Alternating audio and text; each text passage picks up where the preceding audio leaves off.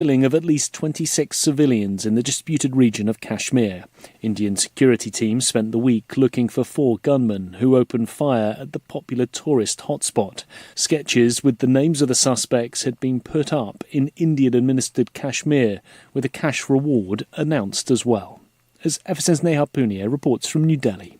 Police have named 3 of the 4 suspects and have also released their sketches. They claim 2 of the suspects are from Pakistan and 1 is a local. A cash reward of $23,000 has also been announced for information of the suspects. Security teams have sealed the town of Pahalgam in Indian-administered Kashmir, where the gunmen had opened fire on tourists in an open meadow only accessible by foot or on horseback earlier this week. From bureaus worldwide, this is FSN. Disgraced US Congressman George Santos this week was sentenced to more than 7 years in prison after pleading guilty to committing wire fraud and aggravated identity theft. FSN's Mitch McCann sent this report from New York following Friday's sentencing. When George Santos was elected to Congress in 2022, it was heralded as a major win for a gay Republican from a largely Democratic US state. However, Santos' life began to unravel when it emerged he had told a number of lies ranging from his work and education history to false claims about winning sporting championships and being Jewish. The government then charged Santos with committing wire fraud and aggravated identity theft. The charges included allegations that Santos regularly lied about campaign donations he received in order to qualify for a Republican Party program that would give him financial support. Prosecutors had asked the judge to impose a 7-year sentence, a term of imprisonment that Santos described as absurd. In the end, the judge agreed with prosecutors, imposing a term of 87 months. The United Nations this week warned of the worsening humanitarian crisis in Gaza, saying it had now reached unprecedented levels. For more than 50 days, Israel has barred aid and commercial supplies from entering the Gaza Strip. Ever since Jody Jacobs sent this report from UN headquarters in New York. The UN is once again sounding the alarm bells, claiming it is probably the worst humanitarian situation ever seen throughout the war in Gaza. OCHA says over 2 million Gazans are facing acute shortages of food, medicine, fuel and clean water. The agency warns that supplies inside the strip are also nearly all gone, with food stocks running dangerously low. UNRWA head Felipe Lazzarini says humanitarian aid is being used as a bargaining chip and as a weapon of war. He has called for the siege to be lifted and the ceasefire to resume. Israel continues to insist that Hamas siphons off large amounts of aid. And that's the Week in Review. That's Feature Story News. Nick Harper reporting. Tensions in Washington, D.C. reached a new high yesterday as several dozen members of Congress took a class of visiting school children hostage, barricaded themselves inside the Capitol Rotunda, and demanded $12 trillion in cash. The children were rounded up at gunpoint, whereupon the House Speaker informed negotiators that one child would die every hour unless their demands were met. Here now, a brief video one of the students was able to send out from inside the Capitol. Nobody move, you're all gonna die! This kid's got a phone. Historians across the country politely reminded Americans this week to quickly check and see what has happened in the past before making any big decisions. Just take any book with history in it and then quickly skim through it to see what decisions in the past turned out to be bad. And then once you've pinpointed them, simply don't make those same decisions again. Because if a bad thing happened again, you see, that would be very bad indeed, wouldn't it? This is the Onion News Network. You can help spread the ideas of liberty with our Patreon for just $5 per month at amps.freetalklive.com.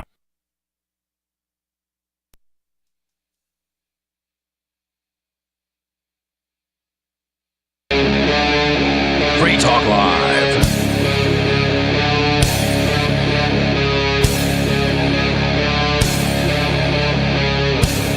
It's Free Talk Live. Talk radio you control. Hey! Give us a call. The phone number here is 603-283-6160. In the studio tonight, it's Stu, Riley, and Mr. Penguin. And it looks like we got a new boss, probably same as the old boss, maybe worse. He's Looks like Klaus Schwab, that's the guy who says easy bugs and tells everybody that... Easy bugs and you would own nothing and be happy. Yeah, own nothing and be happy, that guy. He resigned from the World Economic Forum, which he founded. I heard that earlier this week. Yep. And now there's some allegations of him doing dirty stuff. So I was going to read this story from the AP, which is probably not so reputable, but... We'll go with their words anyway. It's a reputable news source. Reputable enough for this. Well, I don't know if it's reputable or not, but well, it's reputable today. It's supposed to be the most reputable news source, I believe, is sort of the idea. It's what all the newspapers basically use for their source for stories. Yeah, that's the reason you have all the heads of the news on TV saying the exact same thing, like danger to our democracy and whatnot. From Geneva, the World Economic Forum, which runs an annual gathering of elites at Davos, Switzerland, says its board has given its unanimous support for an independent investigation into allegations of misconduct by founder Klaus Schwab. The statement from the Geneva-based think tank and event organizer late Tuesday came after a report published by the Wall Street Journal cited a whistleblower letter alleging financial and ethical misconduct by Schwab, 87, and his wife, Hilda. The newspaper reported that the allegations were sent in an anonymous letter to the board last week and included claims that Schwab family mixed their personal affairs with the forum resources. In a statement sent to the Associated Press, the forum said its board, which includes former U.S. Vice President Al Gore, and he was president for a second, and then they said, womp womp, just kidding. Just kidding. We got the president today. Jordan's Queen Rania, I've never heard of her, and European Central Bank President Christine Lagarde as members.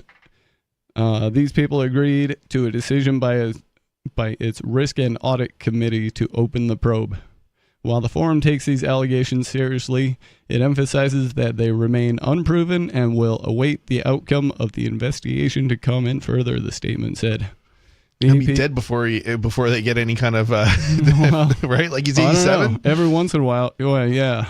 True. Yeah, I mean, I do. As long as investigation's sake, he's probably going to be passed away by the time they actually finish investigating. Could be. These guys seem to live a long time though. Like Henry Kissinger was 100 years old when he finally died, and he was still like doing. He was still mixing up the world stage. 12 years. Yeah, maybe not. Maybe he'll still be able to kick in. Mm-hmm. The AP was not immediately able to reach Schwab or a contact person for him. Imagine that. The allegations emerged 2 days after the World Economic Forum announced Schwab had retired with immediate effect as chairman, and that former Nestle chairman and CEO Peter Brabeck-Letmathe was taking over as interim chairman. I have plenty to say about this Peter Brabeck-Letmathe as well. He's done some dirty things that people are very upset about. I don't know anything about him. He was CEO of Nestle and was kind of in charge of the company while they were doing things that made people very upset regarding water rights and bottling of water and unsafe practices and a whole litany of things. For decades, the forum's annual gathering in Davos has hosted top business executives, government leaders, academics, international organizations, cultural figures, sports legends, and celebrities to discuss government policy, deal-making, and current affairs. That's the end of that story. The World Economic Forum is an effective organization of people doing, it's funny too, because they're just like a club of really rich kids that are sometimes 87 years old. Yeah, it's really interesting because it sounds like they're definitely a club, and this club gets to decide how the economics of the world should be shaped. They're rich, they're the elitists. They think that they get to decide how the plebes get to behave, but in reality, the plebes are going to rebel eventually. Yeah, it's interesting. Like the some of the things I hear of the World Economic Forum, like I think like, oh, that's good, like free trade, that kind of thing. But I think there probably are other like more legitimate problems in kind of relation to probably what they're pushing and stuff in terms of their agenda. Like for example, we can ship goods freely between China and the United States, but do we have free immigration? I mean, can you freely immigrate without asking for a permission, like getting a permission slip from your government to do so?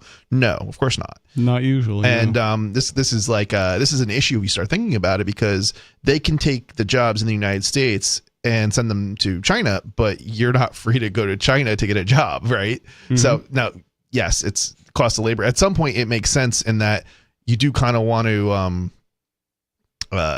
have that freedom, but at the same time, and you do want to sort of over time, like the pricing and competition and things like that should even things out a bit. So it's like, as an example, the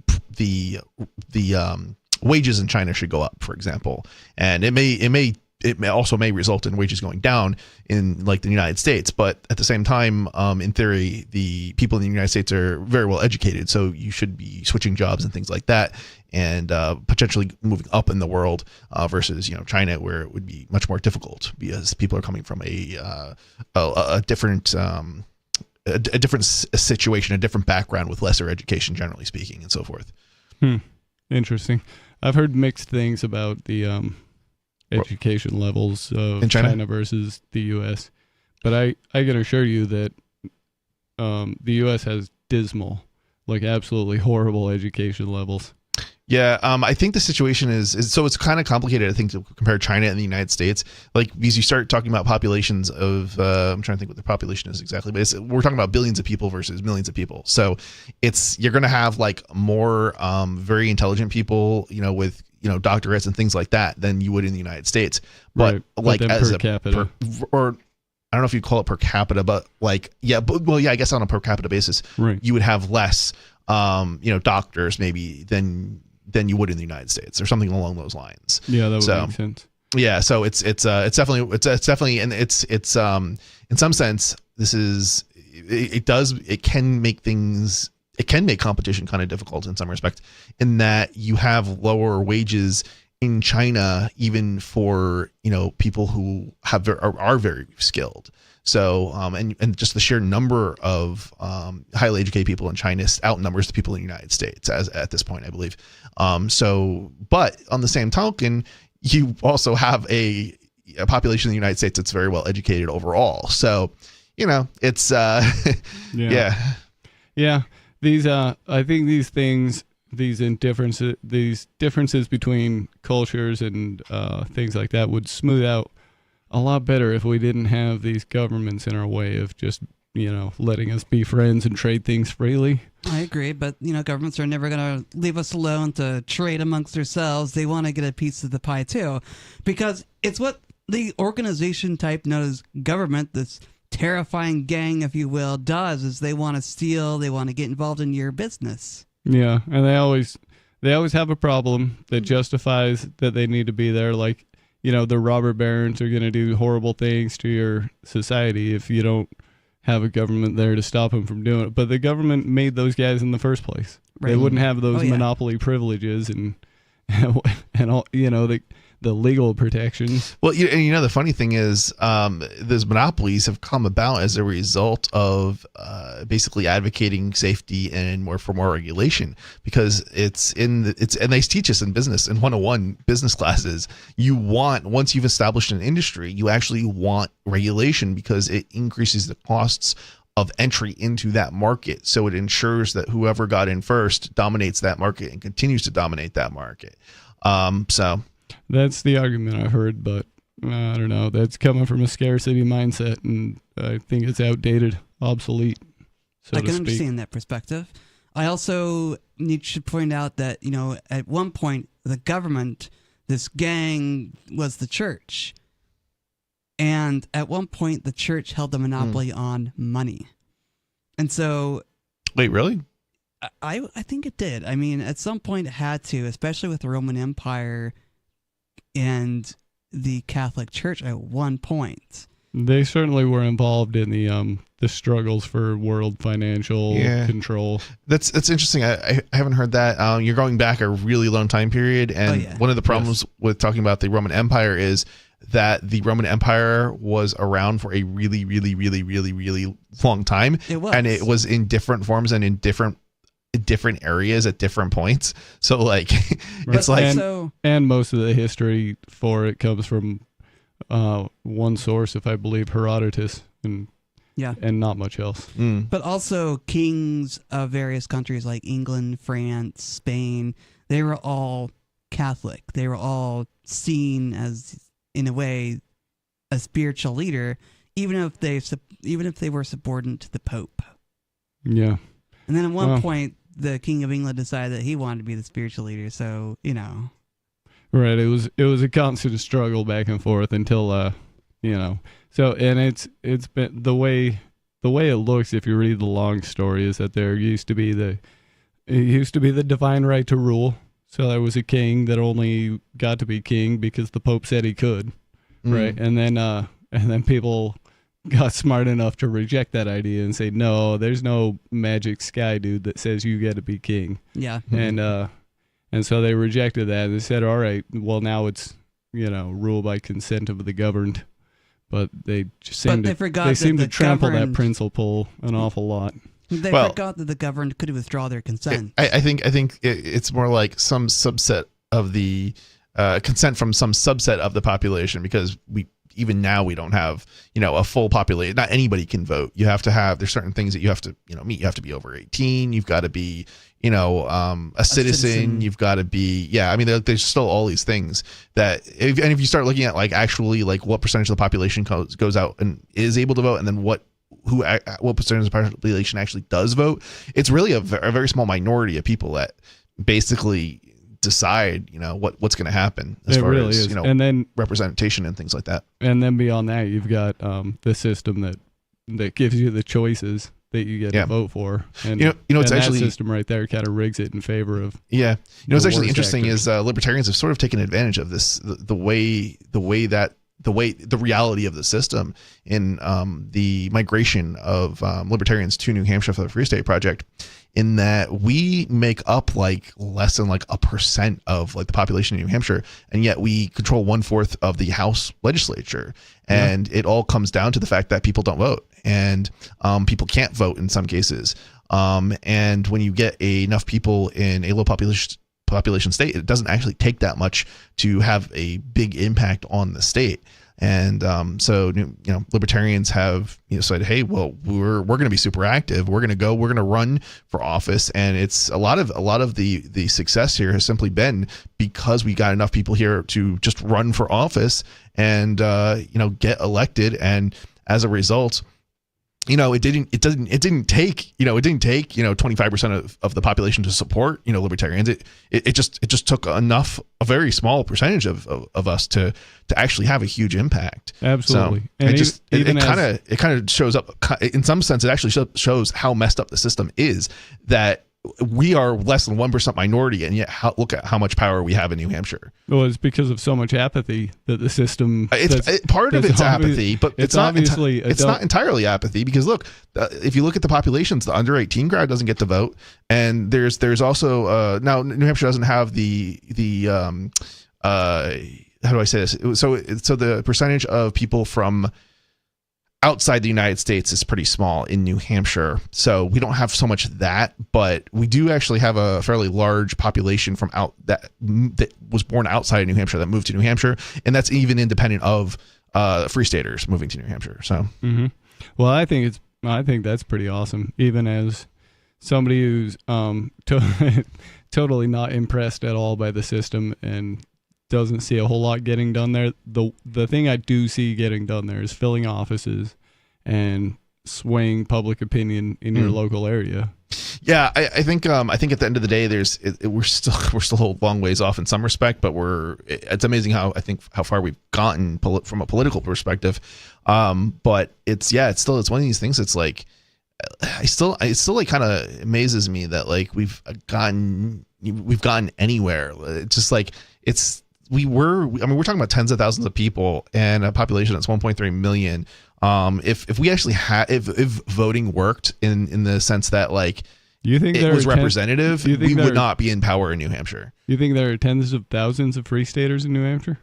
Well, I mean, there's tens of thousands of people who've raised their hand and said they moved. Obviously, there's a lot of people who haven't actually raised their hand and said they moved. So it's hard to actually gauge this, but there's definitely a lot of us here. I mean, awesome. A lot of people don't.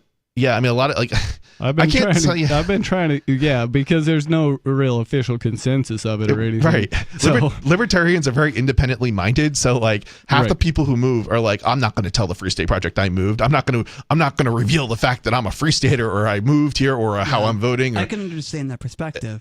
There's people who've been here longer than I, and the first time I ever met them was in the past couple of months.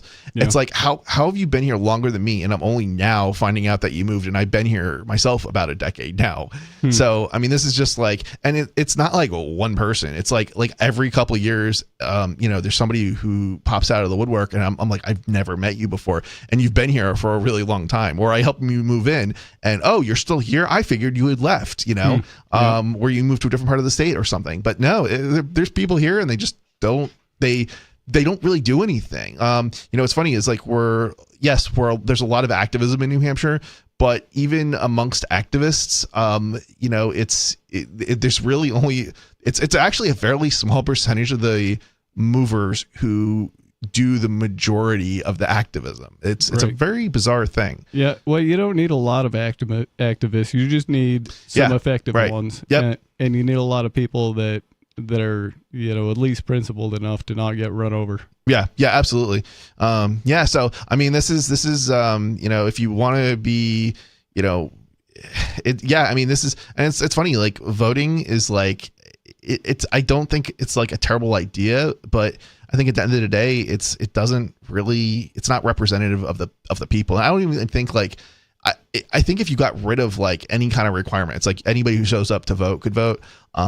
I don't know how much of an impact that would have. I think it probably would have a little bit of an impact, but at the end of the day, the population isn't really well represented, and I don't know how you can solve that problem. Maybe if you had it completely randomized, you didn't pick representation based on voting, but rather you picked out just randomly, you had a random selection of the population and said, you're now a representative, whether you like it or not. Maybe then we'd have a better representation. I think that would work a lot better. Yeah, I've actually thought of that a lot of times. You'd be better off with, randomly selected homeless person out of the gutter running the entire country than lot of these absolute lunatics that have been in charge. Yeah, I mean, it sounds crazy, but it probably, you have to remember though, just because you have a homeless person that never shows up, right, who's a representative, it doesn't mean that you're not going to have people showing up if you had just a random selection of the population rather than voting occurring.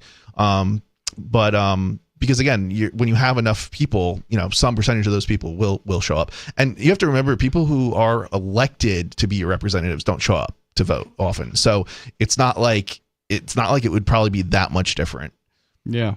Well, in some respects, I like what Ernest Hadcock has to say about the whole voting and running for office, which is the whole point of it is to sway general public opinion to a mindset of more liberty, right? So, and what that looks like on, in here in New Hampshire is you have libertarian free staters running for office, and even just the campaign to run for office a lot of times gets people to kind of look around and see something different's happening here, and they look into it, and maybe they get their mind changed on this or that. I'm waiting for us to hit 1/3. That's the number I'm waiting for, because then we'll actually outnumber the Republicans and Democrats, and we can actually start when stuff start. Hopefully at that point, stuff will really, more substantial changes we'll be able to get through, and then we'll be able to start to criticize ourselves, because right now it's you can't really criticize. There's nothing to criticize us. We don't have the power. We don't have the numbers. 1/4 isn't enough to really have any kind of serious impact. All we can do is we can have little impacts here and there, like we have. We've definitely impacted the state, but it's nothing like getting rid of government education, right? That's something that libertarians would do. We'd get rid of government education. We're not against education. We're not against charity, but the way the system works would change drastically. And honestly, if it didn't work, well, nothing stops you from leaving the state, right? So Well, for most people anyway, nothing stops them from leaving the state. So you could leave the state, and at some point, either the system would succeed or the system would fail. And honestly, it's not even just like that. We should have multiple choices, right? Like, I'm not against a sort of socialist utopia or whatever the socialists think is a utopia and having their laws. I think what we need is the ability to freely migrate and then have real choices. So I think more groups of people, whether you're on the right or the left, should form their own states, and then we should encourage migration. I think people here who are born in the state of New Hampshire and lean more conservative should maybe move south or to a southern state, or maybe people who are socialists, they should move to Vermont. I think that would end up we'd definitely be able to better compare what forms of government work and don't work. Right now we have conservative, we have liberal states, but they're both statist in that they often do very much the same thing. I mean, sure, there's a little bit of a difference on this or that, but they're more similar than they are different. So, and I think the only way we're going to see any kind of system that would be different is really if we have like libertarians in power somewhere, and then we'd actually see we'd actually be able to compare more conservative versus more conservative state versus more socialist state versus a libertarian state. Yep, I like what you're saying there, and I like the idea that that if people did move to communities that were more ideologically aligned, then you'd have intersectionalities of societies. Yeah. Right? So you'd have like people that are maybe a little bit lefty and most of the libertarian living on the borders there and stuff like that. So I don't know. What do you think? Give us a call. The phone number here is 603-283-6160. It's Free Talk Live.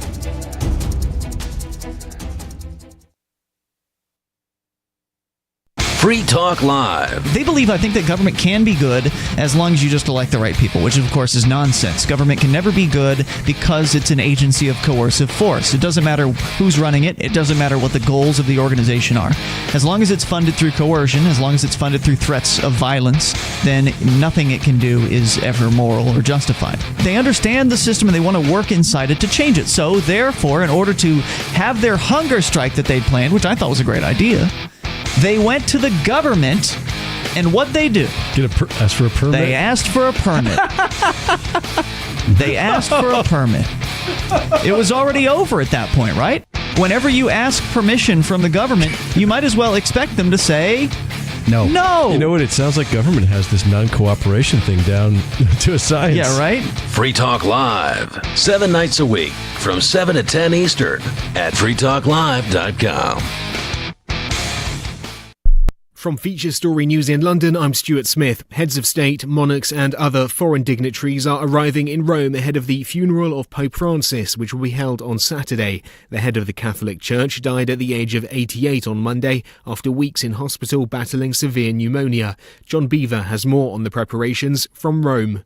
We're approaching the final few hours of people being able to pay tribute to Pope Francis in person. He will lie in state until 7 o'clock tonight, local time, in St. Peter's Basilica.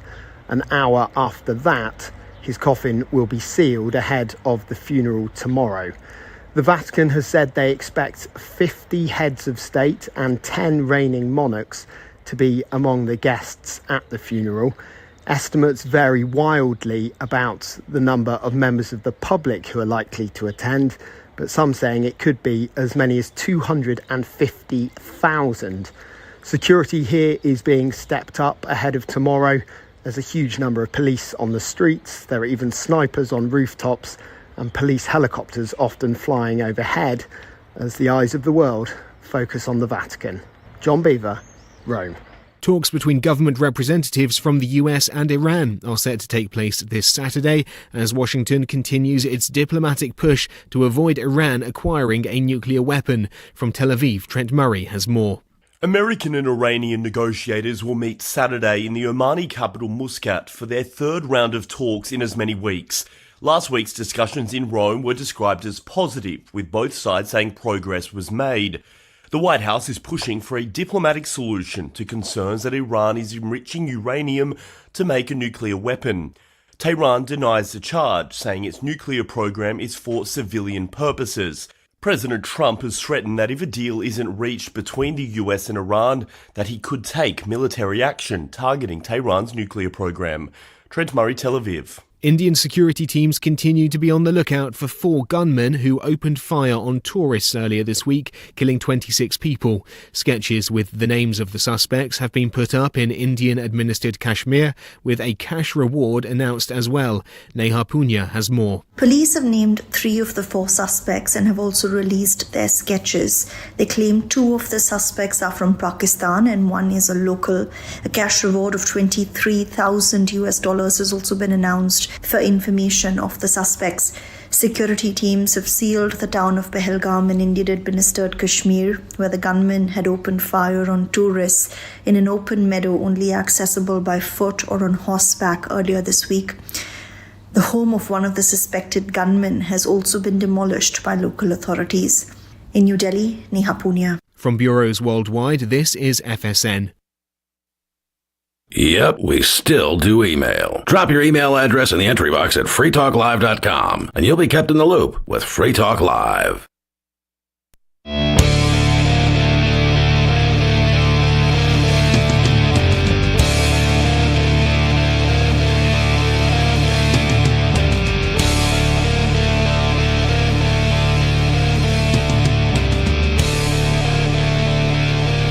It's Free Talk Live. Talk radio you control. This is a call-in show. That's the point of it. You can call in, talk about anything you'd like to. The phone number here is 603-283-6160. Some of you have wanted to support Free Talk Live's mission on a monthly basis, but don't want to support Patreon. Now we have an alternative that also helps our premier streaming platform, Odyssey. Visit video.freetalklive.com and click join at the top of the channel. You can subscribe for $5 per month, and unlike other subscription services, Odyssey adds their processing fee on top, so it will cost a little over $5 per month, but Free Talk Live will receive the entire amount you pledged. Higher donation tiers are available if you are feeling so inspired. You'll get a special membership badge that is visible in the Odyssey chat room, and there's a members-only chat. This new subscription method is a great way to decentralize our direct listener support away from just Patreon and also support a libertarian-run business, Odyssey. Please visit video.freetalklive.com and click join to subscribe to our Odyssey channel and help support spreading our message around the planet. Visit video.freetalklive.com and click join today. In the studio tonight, it's Stu. Riley. And Mr. Penguin. And you guys were, you and Chris and Mr. Penguin and Riley recently attended Liberty Forum. Is this correct? That's correct. We were at Liberty Forum yesterday and today, and, we were able to participate in meeting people that are hoping to come to the Free State and meet old friends and make new ones. And so it was a nice time to gather and talk about liberty and learn about decentralized solutions like Meshtastic. What other things do we learn about, Chris? We have this tendency to be more interacting with people at the event than actually attending the event. So I can tell you about people that we talked to more so than about what talks were actually put on at the event, to be honest. I can tell you that I talked to Silver Dave and got some silver. Yeah, the Silver Dave was awesome. Ooh, Silver Dave has nice silver. Oh yeah, It's Silver very Dave's nice. silver. And I've got some awesome. here with me. How'd you pay for that? I paid for this in crypto. That's awesome. Plus, I've exchanged dirty fiat for silver, so I've come out ahead, I think. Well, you got to get rid of that dirty fiat somehow, right? Oh yeah, mm-hmm. It's terrible. So for those who don't know, dirty fiat is slave money. Yeah, it's that paper money that they let you carry around in your wallet. Yeah, it's basically or on your debit card. It's dollars, right? It doesn't actually have to be necessarily paper money, but it is. I mean, obviously it is, but if it doesn't matter really if it's a paper or digital form, fiat currencies are basically government currencies. They're printed. They're made up out of thin air. At least modern. Well, fiat currencies are always printed out of thin air, but they used to be. So back in the day, they used to be like backed by something. So like you could go exchange metal specifically. Yeah, you could go exchange your dollars for gold or silver or something like that. And they always fixed the rate between gold and silver, and it was very complicated. Yeah.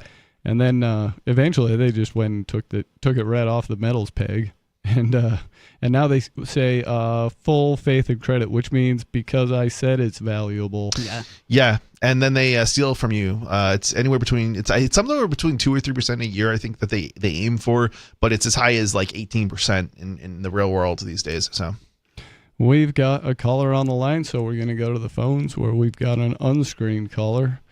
You're on Free Talk Live. What's on your mind? Oh, what's up, man? Hey, Stu. You asked me, I think on a previous show, you asked me before if in my utopia everyone would be like computer chipped. Maybe I asked that. You do realize, right? That's what money does, right? It makes us a hive mind. That's why I want to talk about the optimal money, which is the social credit score. Oh, jeez. Right? Okay. That's why I'm creating my own. Let me ask you this: are you actually seriously advocating for China's solution to like control people? Well, hold on a second. I'm advocating the Social for a Credit Party social credit of Canada. Hold on, Skeeter. Okay.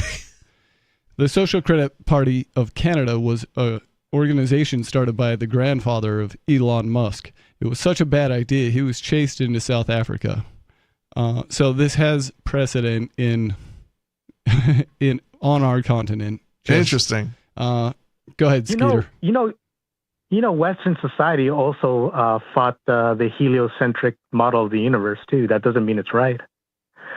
So we know optimal money does one thing. Money was given to us by evolution, right? It's an evolutionary tool given to us to measure objective value in order to make us a hive mind, right? Through prices, we act as a hive mind in order to maximize productivity.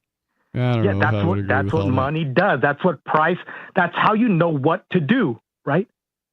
If we did what we wanted just through our instincts, right, we'd be whacking off all day, right? But through the economy, we know through prices. Would we be less happy? I want to say, speak for yourself there, but to certain sectors of the economy, right?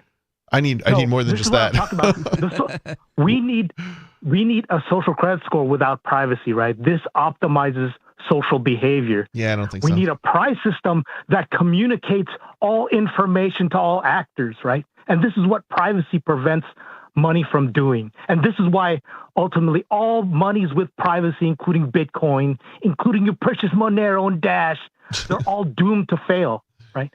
Well, Bitcoin, first of all, Bitcoin doesn't have that privacy. Monero may, but certainly Bitcoin does not. So that's like... It has enough privacy. It has a pseudo privacy. It has pseudo anonymity, right? Where you can, if you're careful with constructing your wallet, you can basically hide yourself from. It would be more akin to a nameless account, but publishing all your transactions on like in the newspaper or something like that.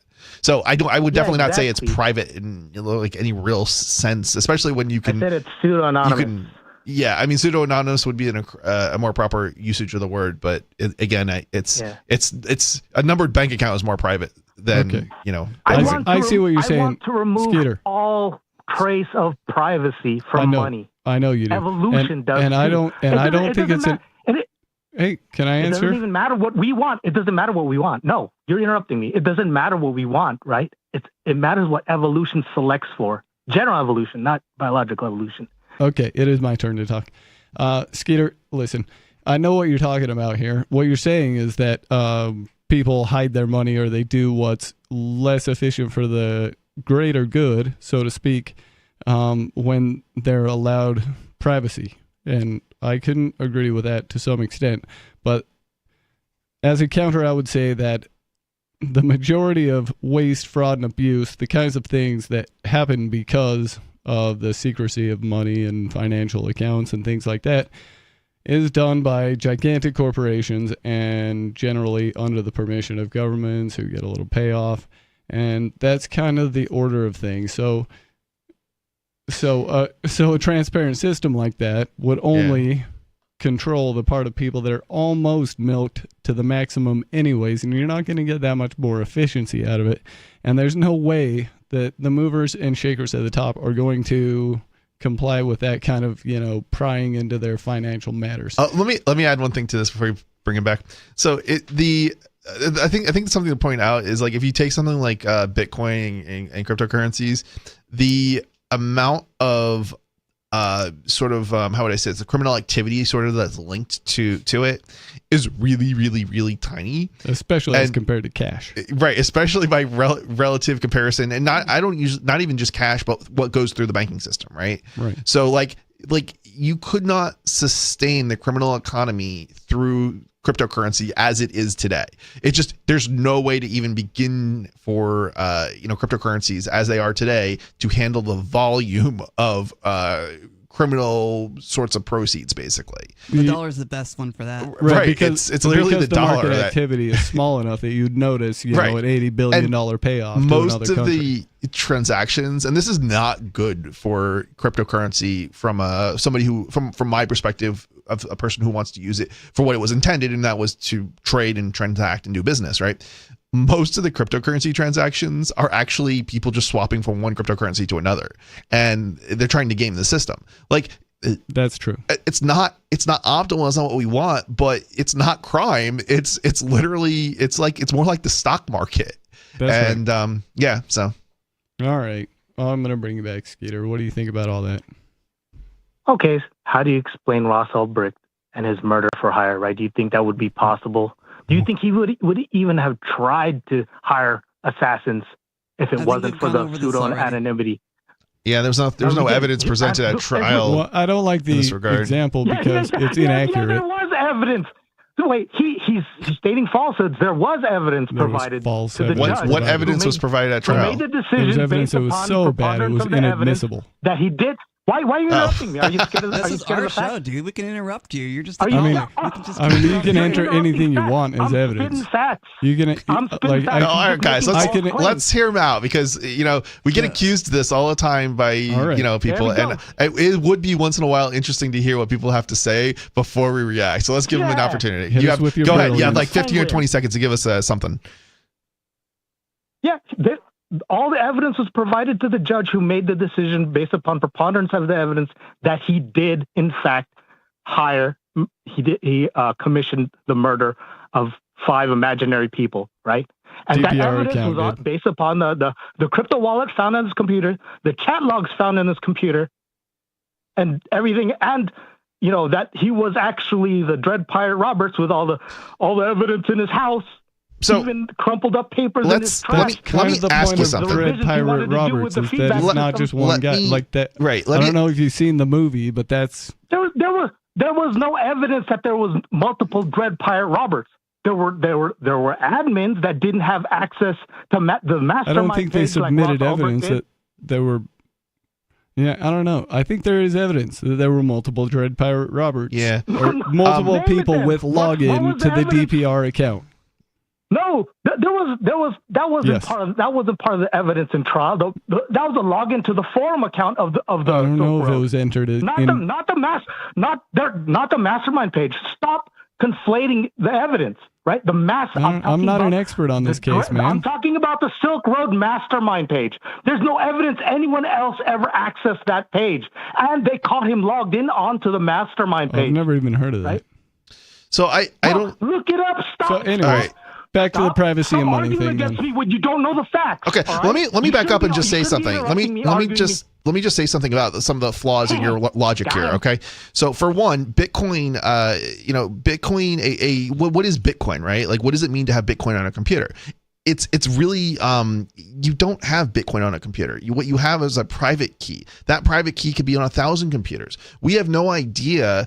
That just because a Bitcoin private key that somebody controlled who had access to, Silk Road or whatever, was necessarily the person That's not how reasonable doubt works, Mr. Penguin. You don't look at just the possibility of someone logging on to prove that he's innocent. You have to actually show positive evidence that someone else logged on to the website. It's not up to, first of all, hold on a second. It's up to the prosecutor to provide the evidence, not for the defense no, they didn't. They found him logged on to the mastermind page. Who else but did they find logged on to the mastermind page? They don't have any evidence. They also found the crypto wallet that was used to pay the assassin, who they later caught. They caught the guy. They don't know. Right? Okay, listen to me. Listen to me for a second. Right? Listen to me for a second. Okay, I literally have forensics. I literally have a history with forensics and computer science and everything. I can tell you that you cannot. Are you addressing anything I said? Listen, dude, I'm the one who's an expert here in this. Okay, I can tell you. So put him on hold for a second. Let me just. Yep. Okay, so. First of all, you have multiple different problems here, okay? So just because a computer has done something does not necessarily mean it was done voluntarily or by the person who has control or physical connection to the computer. I have a computer and it's in my office, and any number of people could potentially access it while I'm, going to the bathroom or doing any number of things, okay? So just because something was found on his computer doesn't necessarily mean he did it. Now, I'm not saying it's not probably the case that he did. Maybe he did. But here's another problem. You also have a Bitcoin wallet. A Bitcoin wallet is a private key. All it does is enable somebody to sign a transaction. Okay? It could be duplicated, and it is. I have a Bitcoin wallet with a private key on my phone. I also have it on my computer. And if somebody were to log onto my computer and send a transaction, I may not realize it, right? But I'm not. That doesn't prove that I sent that transaction just because it's my wallet or on one of my devices or on multiple of my devices. You can have two different people with the same private key, basically giving them control over an account. So it doesn't even matter what occurred. You need to have more evidence than just a claim that it's his computer or that it's his wallet, because we don't know who made those transactions. We don't know who else had access to that wallet or who else had access to that computer. And yes, there are things like timestamps and logs and things like that, but often, this isn't computer forensics is not the same thing as forensics, other types of forensics. It's very, very messy computer forensics. You don't have some sort of fingerprint on the transaction that was sent when you send a payment from a wallet. And given that it could have been somebody else at the computer, you need to have collaborating evidence to prove that. And unfortunately, most of the time there isn't that evidence that really collaborates what the story is that prosecutors are telling. And usually the lay jury doesn't fully understand or grasp what it is that's being explained to them in a courtroom. So, and this case was so messy and so parallelly constructed that they had a hard time explaining themselves in a lot of cases.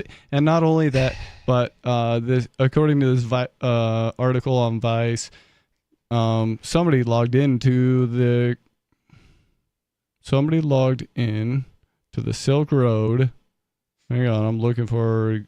I think it says administrator account. Someone else had access to the account to the mastermind of the massive dark web drug bazaar.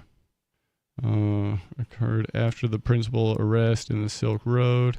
So this was 6 weeks after Ross was arrested. Somebody logged in as Dread Pirate Roberts. And this is something that would be impossible unless there was another person who had access to the account. This is exactly the point that I'm making here. There's not enough evidence to prove conclusively. If he was in a cage, are you suggesting that he logged in from jail? I mean, maybe that's possible, but probably not, because he probably didn't have the keys to do so, from a jail cell, even if he had access to a computer. So, Yeah, this is a clear case of somebody up top didn't like what was going on there. Right. They didn't like Ross specifically for some reason, and they were backs up extra mean to him. That actually backs up Ross's argument that there were multiple people, and you have to remember, Ross didn't say he didn't create the website. What Ross said was he created the website, but that doesn't necessarily mean he committed a crime in the sense that anything that happened after that was his fault. Now he had access to it, but that's not enough. Right. And if I remember right, he had tried to hand off control of the website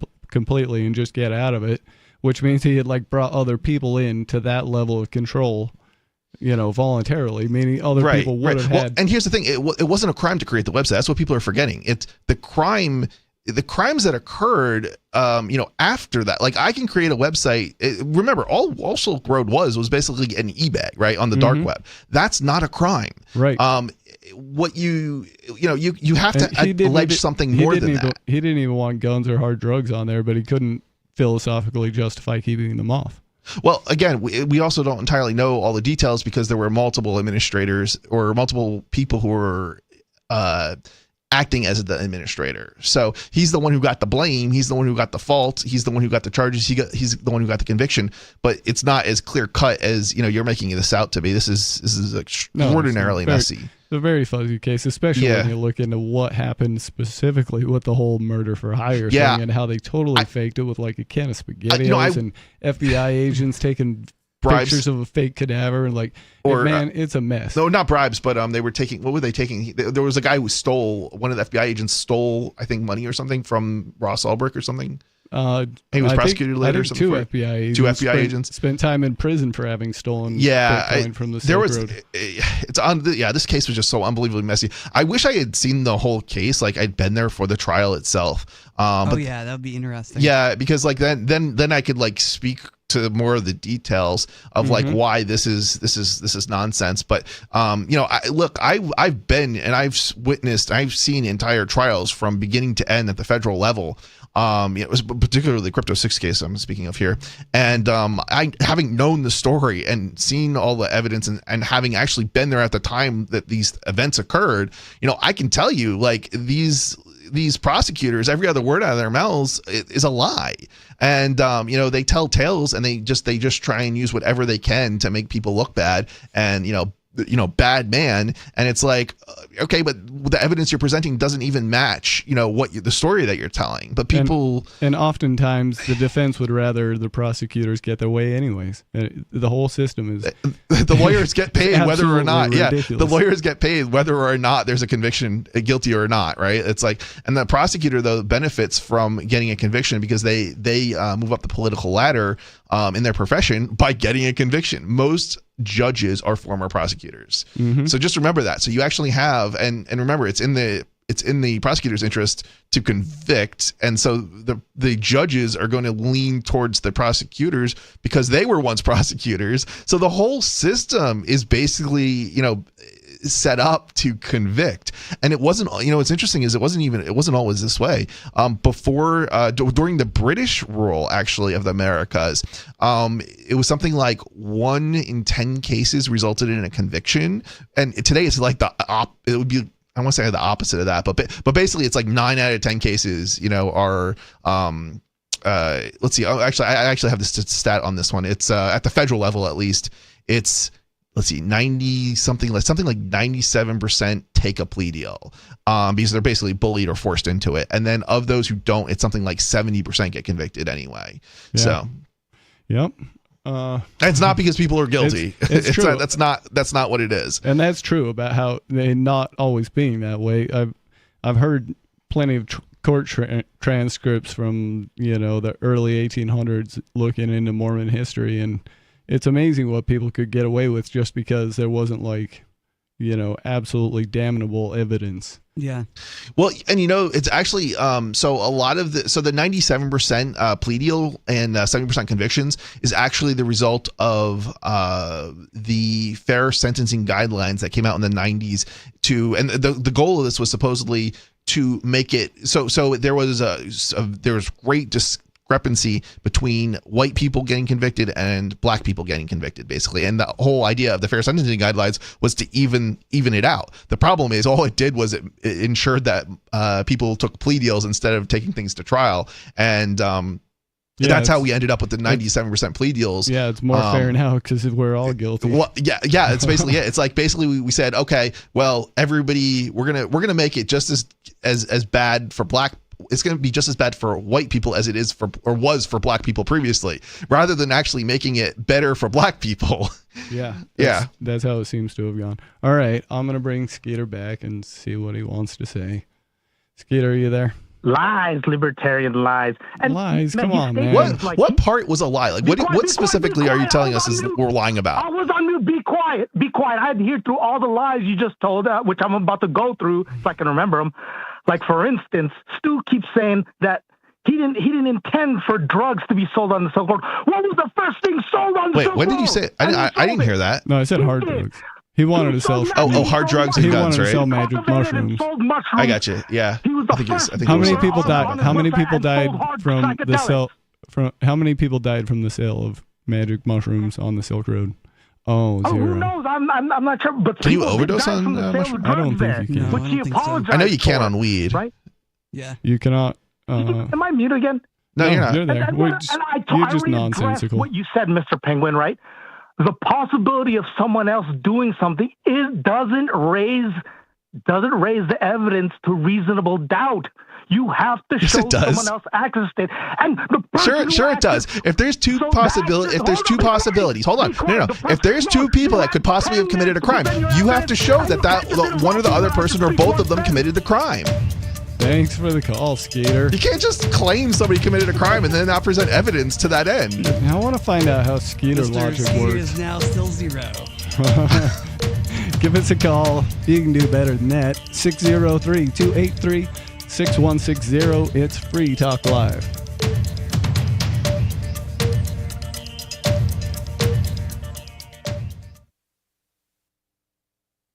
Hey, you are going to love the movie Victimless Crime Spree. It's hilarious, heartwarming, and carries a ton of inspiring freedom messages. Feeling down about the lack of liberty in your life?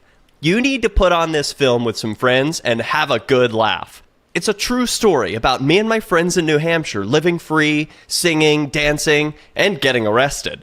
Of course, it's all on video, and the bad guys, the cops, judges, bailiffs, and sheriffs, they all play their part like it's out of a movie or something. You would think we scripted the whole thing, but it's real life. Go ahead and have a watch, and if it's been a while, have another look. I guarantee you'll notice things now that you didn't notice before. And the best part is that you're going to walk away feeling a renewed sense of your own power. You are the master of your destiny, and you will be free in your lifetime. Victimless Crime Spree.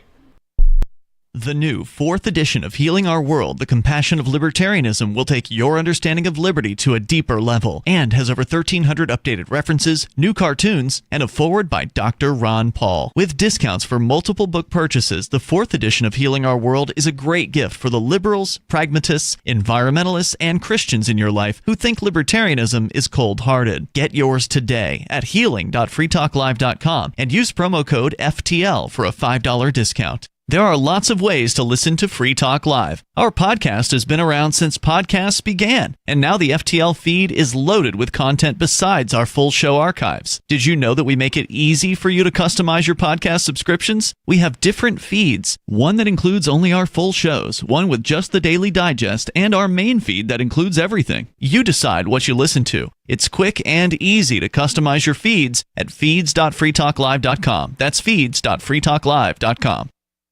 You're listening to the live edition of Free Talk Live. Hour number 2 is next after the news here on the Liberty Radio Network at LRN.FM.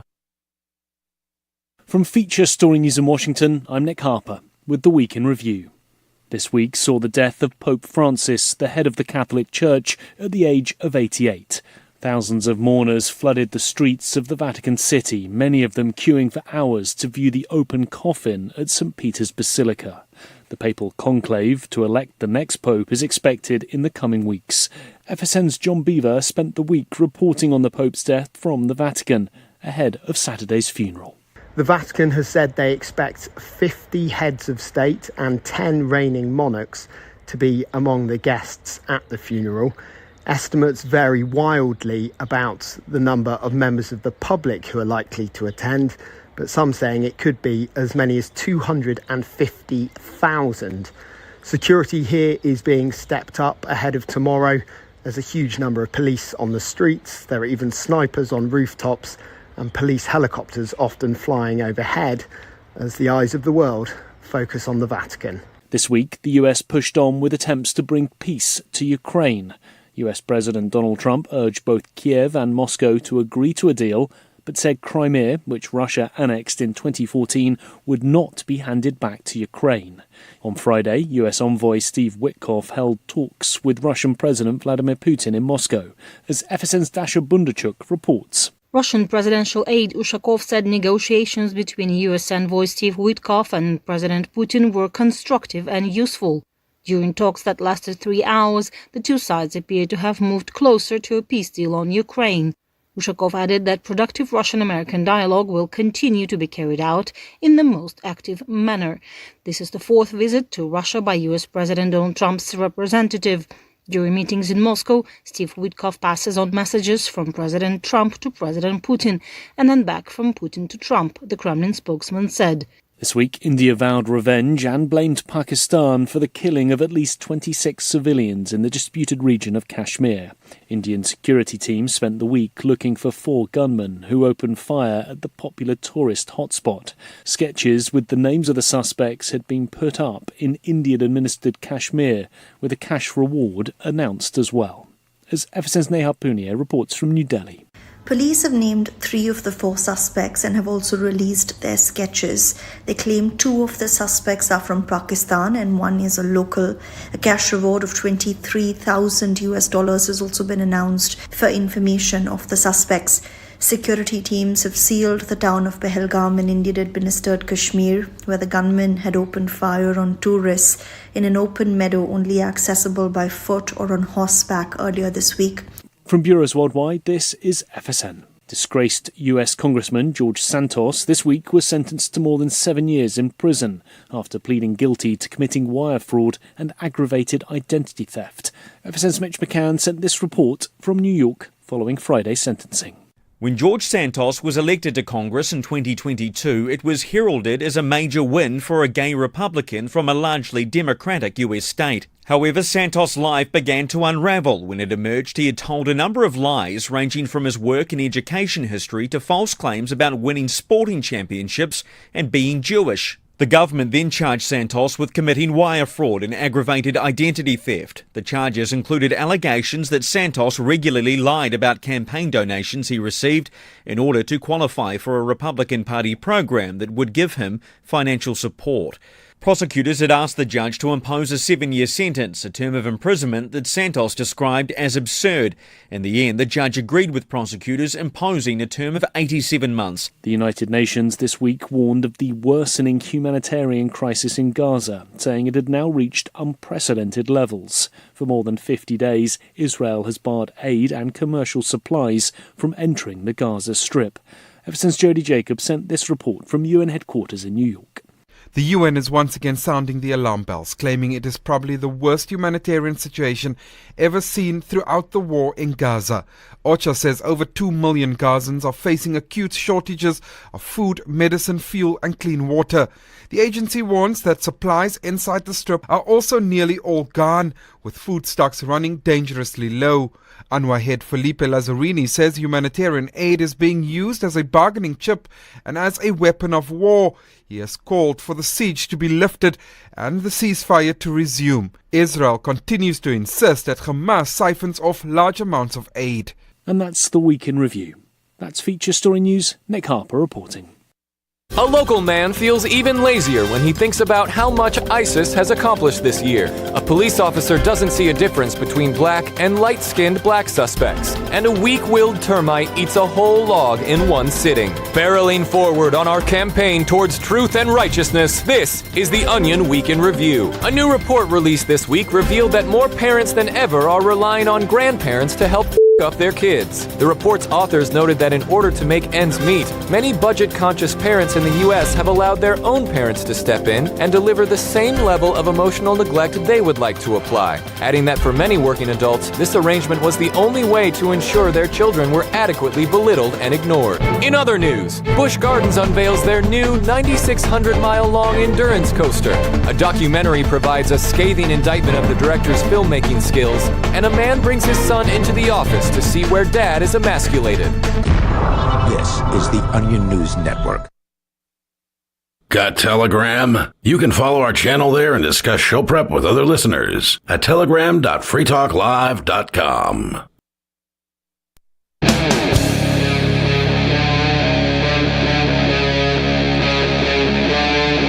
Free Talk Live.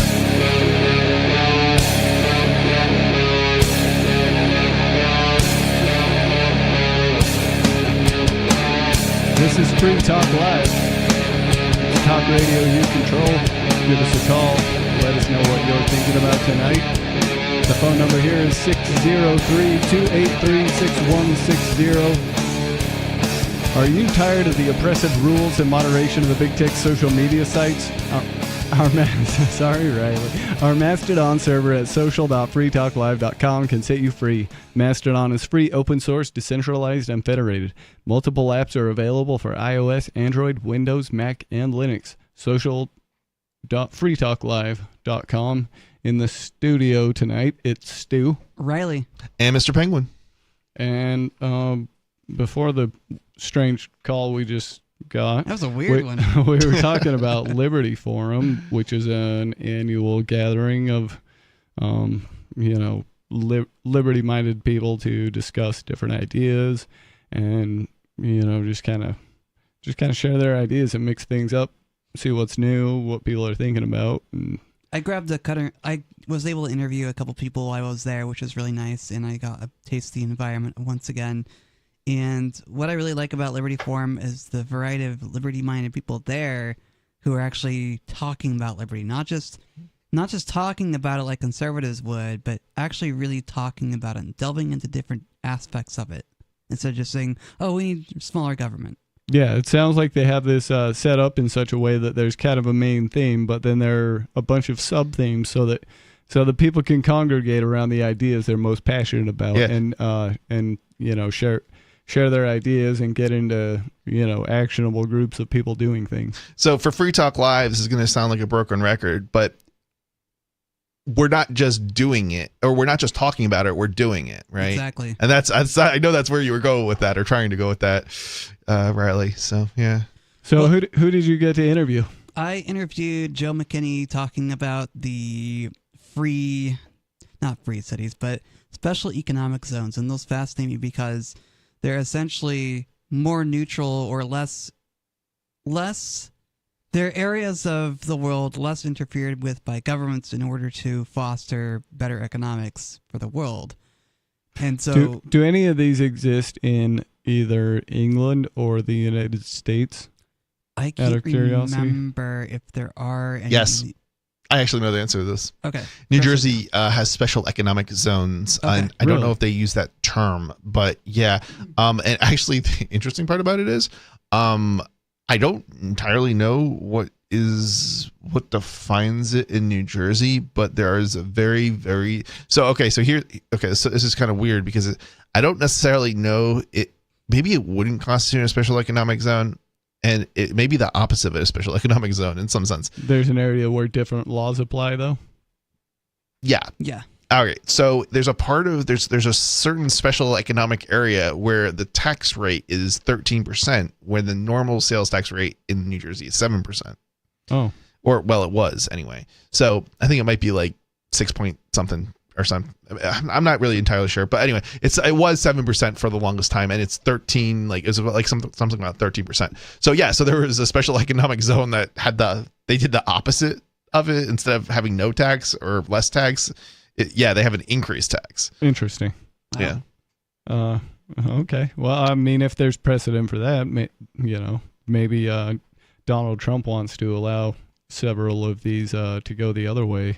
Maybe we can get all of New Hampshire to be a special economic zone that's free from tariffs. Cool? That would be awesome. I would love a big national, well, maybe not national, but a state to be a special. Yeah, national. Zone. New Hampshire, independent New Hampshire. There you go. Here we go. We'll be an autonomous zone. Also free from like United Nations regulations and such. And the other thing I don't know what that would mean, but well, most of the building codes and things like that, for example, come down through UN agenda. Oh, policy. I follow what you're saying. Well, so those are usually adopted by the local, at the local level, by the national, and I don't know. I guess is there an above national level for those codes? Just United Nations. Okay, well, that would be above national. So yeah. Oh, interesting. Yep. Chris and I were also promoting New Hampshire independence, so that was really fun to talk to some people about New Hampshire independence, but he was also promoting his business, so. Yeah, a little bit. So what I was promoting, so I kind of have to understand what I do for a living. So, I sort of work, it's kind of like a libertarianism for your control of your own devices. So basically I aim to give people back control of their devices, where I would like to say to give people back control of their devices, but most people have never had control over their devices in the first place. So, and I can give you some examples. So like at Liberty Forum, I was showing off a new self-hosted mail server product. Now, setting up your own mail server is something that like even somebody with 25 years of experience in like IT and, who does this every so many years, they're going to spend 3 days trying to set up their own mail server. There's a whole bunch of hoops. Most IT people say it's impossible to run your own mail server. And that's not actually true, but it has been getting more and more difficult over the years. And so the objective that we had for this mail server that's in development is to enable people to basically, have a grandma be able to basically set up their own mail server.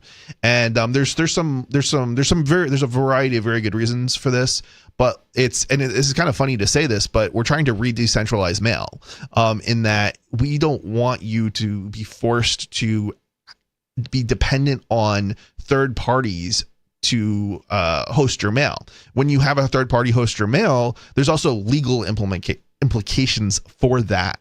So for instance, after a certain number of days, the government doesn't need a warrant to access your email. Mm-hmm. Your email has special protections when it's considered to be in transit, but if you leave the mail on the mail server for more than a certain number of days, basically government has a free for all for accessing it. This is one of the problems they cited specifically when they decided they were done with the rule of the king across the pond, so to speak, is that agents of the crown were reading the mail, and the locals didn't like that. Interesting. Yeah, see, that's something I didn't know. Yeah, there was some let's see. So at some point the government was called out on this, and they had a policy change at the administrative level for like, I don't know what president it was, but the president basically said, we won't do this anymore. Right. But it was just a policy change. So I don't actually know if like the current administration is like getting a warrant or not when it comes to trying to like read other people's mail. But what I can tell you is that they have the ability to do so, and there's nothing protecting you. So if we can decentralize mail, what it does is it forces governments to jump through more hoops and actually work at getting access to your mail, because they need a warrant in order to get access to your mail if it's basically self-hosted.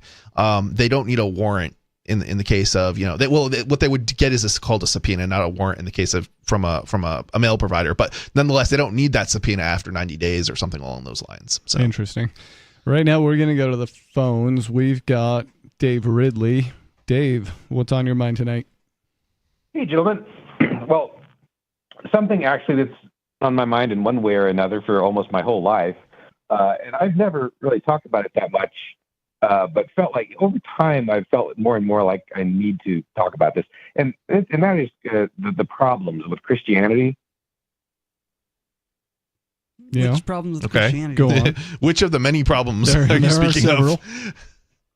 Yeah, exactly. Of course, there are many libertarians, who are consider themselves Christians, and there's really not much consistency between the one and the other.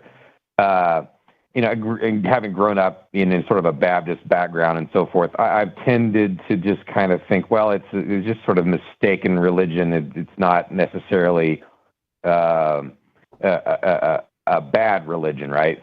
But over time, I just become more and more. It's made me more and more uncomfortable. So I have a quote here, and I think this is the one that says it all. Let's see, I got lost track of it while I was waiting to go on. Where is it? Deuteronomy something or another. Well, the one where it says if a man, if a woman sees her husband in a fight with another man, and she comes to his aid, and she grabs the assailant by his private parts. Ow. You are to cut off her hand, show her no pity. That's what it says. Wow. I imagine that's in the Old Testament somewhere. Yeah. Yes. Because at some point there's a kinder, gentler God that comes along. Oh yeah. No, it's the same God. There's a Jesus who is a better, representative of that God, I think you could say. Mm-hmm. Well, but as far as I can tell, every religion that's ever started was kind of just a clever way to share traditions and values of a, within a culture in a metaphorical way. And these stories got retold and blown up bigger and bigger until, you have the mythologies that currently exist. And now, I can only imagine how many people you're offending by calling religions mythologies. Well, in a way they kind of are. People with a knowledge gap have exploited this, and mythologies are reserved for the Native Americans, guys. Don't you know this? Well, I would say the Native Americans have true religion. I might claim that their religions are closer to something actual. Christianity is the only one true religion, guys. You should know this by now. Well, it's strange that so many people that call themselves Christians act nothing like Christ said to act. Right. I don't know how Christ was said to act, but yeah, okay. Basically, love your neighbor and stick up for yourself. There's a lot of things in the Bible. And learn things and work and play and just generally be happy and kind to people. Where were you going with this, Ridley? Well, I do want to. I guess where I want to say that I'm not going. I think all religions should be welcome in our movement. Because you can have simultaneously two kind of conflicting ideas in your head, and you can think you believe the entire Bible and yet still behave in a pretty libertarian manner towards others. So I don't want to question Christian or Muslim or Jewish involvement in the libertarian movement. I just think we should be clear-eyed about the wickedness that is involved in Christianity, as well as there is brilliance in Christianity too. It's like it's humanity. That's the thing. It's obviously written by men. It's flawed. It tells you to do horrific things that it wouldn't tell you to do if it was written by a benevolent, all-powerful God. Yeah. See, the way I see it is, if it's, I don't really care what your religion is so much as that you're peaceful, right? And I guess it comes down to if your religion is telling you to do something that's not peaceful and you have no problem doing it, then I don't really think you're a libertarian, and that's I think it's basically what it comes down to for me. But yeah, I have yet to see an excuse that actually justifies violence. So I think non-violence is certainly necessary, and then beyond that, people, I don't know, anything that encourages people to think for themselves instead of abdicating that to, the authorities. I mean, yeah, I kind of have a problem with religion in general in that you're being told what to think, right? Like, and if you have faith, then is that not like you're not really thinking for yourself? That's my biggest problem. Yeah, I don't know. I agree. Yeah, faith is the enemy of knowing. I mean, I guess at a very sort of basic level, there's nothing really fundamentally wrong with having, some sort of faith. But if you're talking about like organized religion, all the major organized religions are basically, they're dictating stuff to you, and you're not thinking for yourself. You're doing, I guess, in theory, whatever It's especially that way in the Mormon religion too, where they'll tell you, you're definitely going to hell if you touch yourself. Yeah, Raleigh's the one who can speak on this one. No, speak on it too. I was ready. You were Mormon too, Rose. Deeply Mormon, yes. Oh, wow. And, okay. Yep. Interesting. They very much dictate your sex is the entire sin lifestyle. Sex is a sin close to the sin. Sex is a sin almost worse than murder. That's hilarious, given that the Mormons are like they reproduce like Unless they reproduce like bunnies or something. Yeah, That's probably and like the worst possible thing I can say. And But known for polygamy. And the guy who founded it was had an absolutely It's all voracious about- sexual it's all about controlling appetite. sex. Yeah. So, Dave, what else you got there? If you think about it, we're here to try and increase freedom. I can't think of anything that increased my freedom more than abandoning Christianity. I got less of a freedom increase by moving to New Hampshire than I did from abandoning Christianity. The second was more important than the first, even. Well, that's interesting. That's a very interesting perspective you've got, and I think you probably have I think there's probably some truth to like what you're saying, or there's some argument to be made to that end at least. Yeah, and Richie says that he doesn't have a problem with the religions because none of them have crazy rules on you leaving. Like they might shun you afterwards, but there's no there's no exit tax. There's no threats of things. I mean, they were maybe with Scientology there's some of that, but the Muslims and the Christians were executing people who were who converted and that kind of thing at one point at least. That's true. I don't think that's true today though. I don't know with the Islam. I don't necessarily know that's not true in certain Muslim countries. I think they're still practicing that. That might be true. I mean, they still stone women to death for pregnancy outside of marriage and that kind of stuff. But I hear it's a religion of peace. So, well, I also hear contrary. I think it's the fundamentalists that do the worst damage to the religion, though. I mean, yeah, and this is the thing is people have different interpretations and they also have different books. I don't know what to say. People, and that's one of my strongest points of evidence that this is mythology that people, drummed up in order to keep the least well behaved of their society in line. Yeah, I don't know. So I guess the verse is it's Deuteronomy 25:11. So quote: If two men are fighting and the wife of one of them comes to rescue her husband from his assailant, and she reaches out and seizes him by his private parts, you shall cut off her hand, show her no pity, unquote, and there is no explaining that verse. I'm curious now. That's from the King James Version? I believe that's NIV. Okay.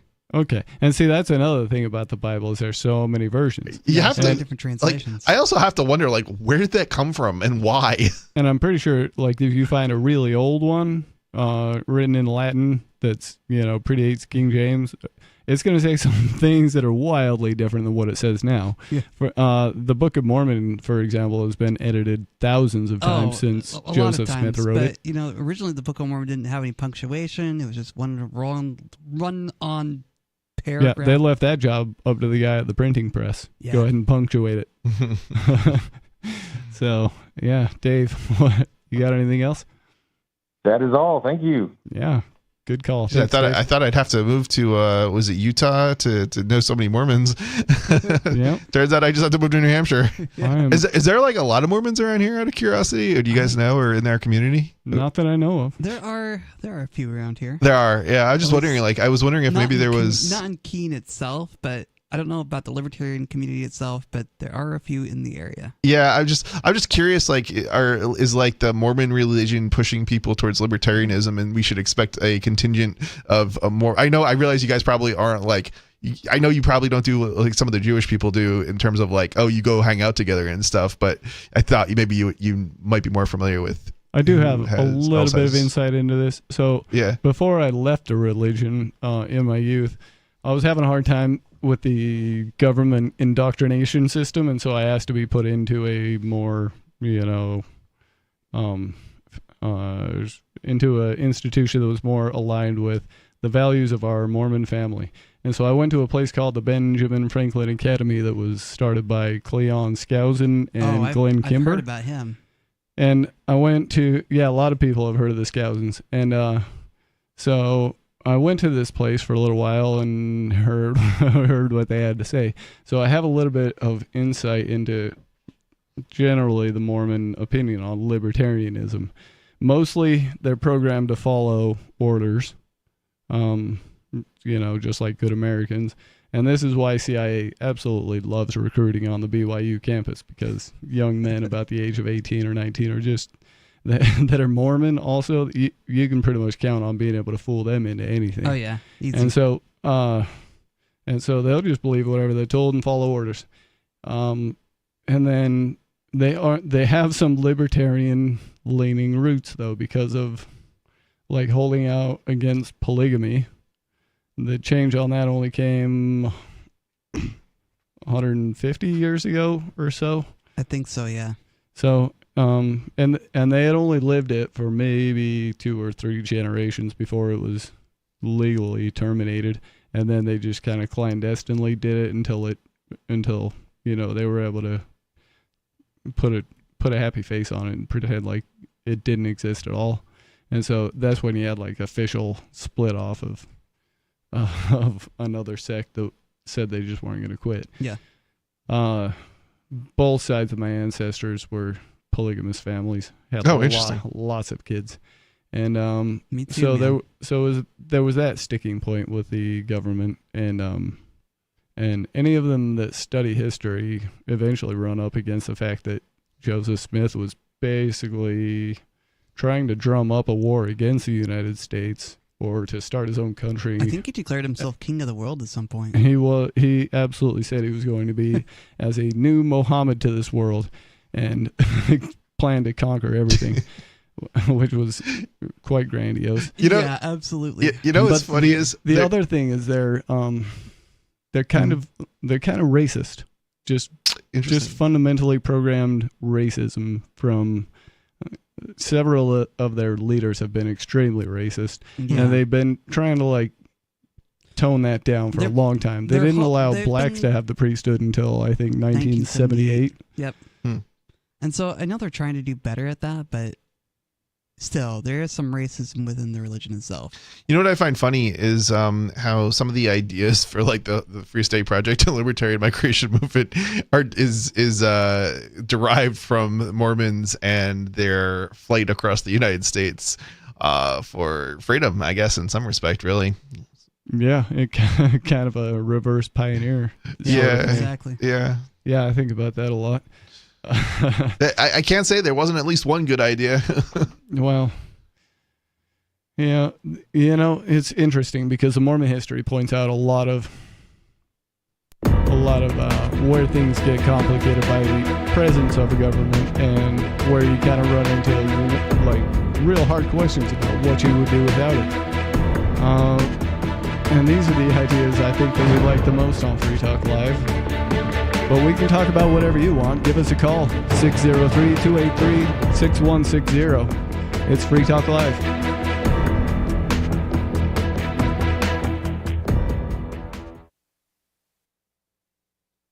This hour of Free Talk Live is brought to you by Dash Digital Cash. Dash is the cryptocurrency designed to be used for spending. In addition to being one of the world's first cryptocurrencies, Dash was the first crypto project to have a decentralized autonomous organization that to this day continues to improve and promote Dash. Every month, 10% of the mining rewards go into a treasury. Anyone with one Dash to spend can put forward a proposal to the Dash masternodes. The masternodes vet the proposals and decide which ones move forward and are funded by that treasury. Nowadays, DAOs are plentiful, but Dash paved the way by doing it first, nearly a decade ago. Dash is one of the oldest cryptocurrencies and is widely available on exchanges, including the decentralized Maya protocol, and in multi-crypto wallets. It's easy to get and use Dash. Start by learning more at dash.org. Thanks to the Dash DAO for sending us 32 Dash per month to promote Dash on the air. Visit dash.org to learn about Dash. Dash.org. From Feature Story News in London, I'm Stuart Smith. Heads of state, monarchs and other foreign dignitaries are arriving in Rome ahead of the funeral of Pope Francis, which will be held on Saturday. The head of the Catholic Church died at the age of 88 on Monday after weeks in hospital battling severe pneumonia. John Beaver has more on the preparations from Rome. We're approaching the final few hours of people being able to pay tribute to Pope Francis in person. He will lie in state until 7 o'clock tonight, local time, in St. Peter's Basilica. An hour after that, his coffin will be sealed ahead of the funeral tomorrow. The Vatican has said they expect 50 heads of state and 10 reigning monarchs to be among the guests at the funeral. Estimates vary wildly about the number of members of the public who are likely to attend, but some saying it could be as many as 250,000. Security here is being stepped up ahead of tomorrow. There's a huge number of police on the streets. There are even snipers on rooftops and police helicopters often flying overhead as the eyes of the world focus on the Vatican. John Beaver, Rome. Talks between government representatives from the US and Iran are set to take place this Saturday as Washington continues its diplomatic push to avoid Iran acquiring a nuclear weapon. From Tel Aviv, Trent Murray has more. American and Iranian negotiators will meet Saturday in the Omani capital Muscat for their third round of talks in as many weeks. Last week's discussions in Rome were described as positive, with both sides saying progress was made. The White House is pushing for a diplomatic solution to concerns that Iran is enriching uranium to make a nuclear weapon. Tehran denies the charge, saying its nuclear program is for civilian purposes. President Trump has threatened that if a deal isn't reached between the US and Iran, that he could take military action targeting Tehran's nuclear program. Trent Murray, Tel Aviv. Indian security teams continue to be on the lookout for 4 gunmen who opened fire on tourists earlier this week, killing 26 people. Sketches with the names of the suspects have been put up in Indian-administered Kashmir, with a cash reward announced as well. Neha Punya has more. Police have named 3 of the 4 suspects and have also released their sketches. They claim 2 of the suspects are from Pakistan and one is a local. A cash reward of $23,000 has also been announced for information of the suspects. Security teams have sealed the town of Pahalgam in Indian-administered Kashmir, where the gunmen had opened fire on tourists in an open meadow only accessible by foot or on horseback earlier this week. The home of one of the suspected gunmen has also been demolished by local authorities. In New Delhi, Neha Punya. From bureaus worldwide, this is FSN. Our Matrix server is about as free as internet chat can be. Join the existing rooms or create your own at chat.freetalklive.com.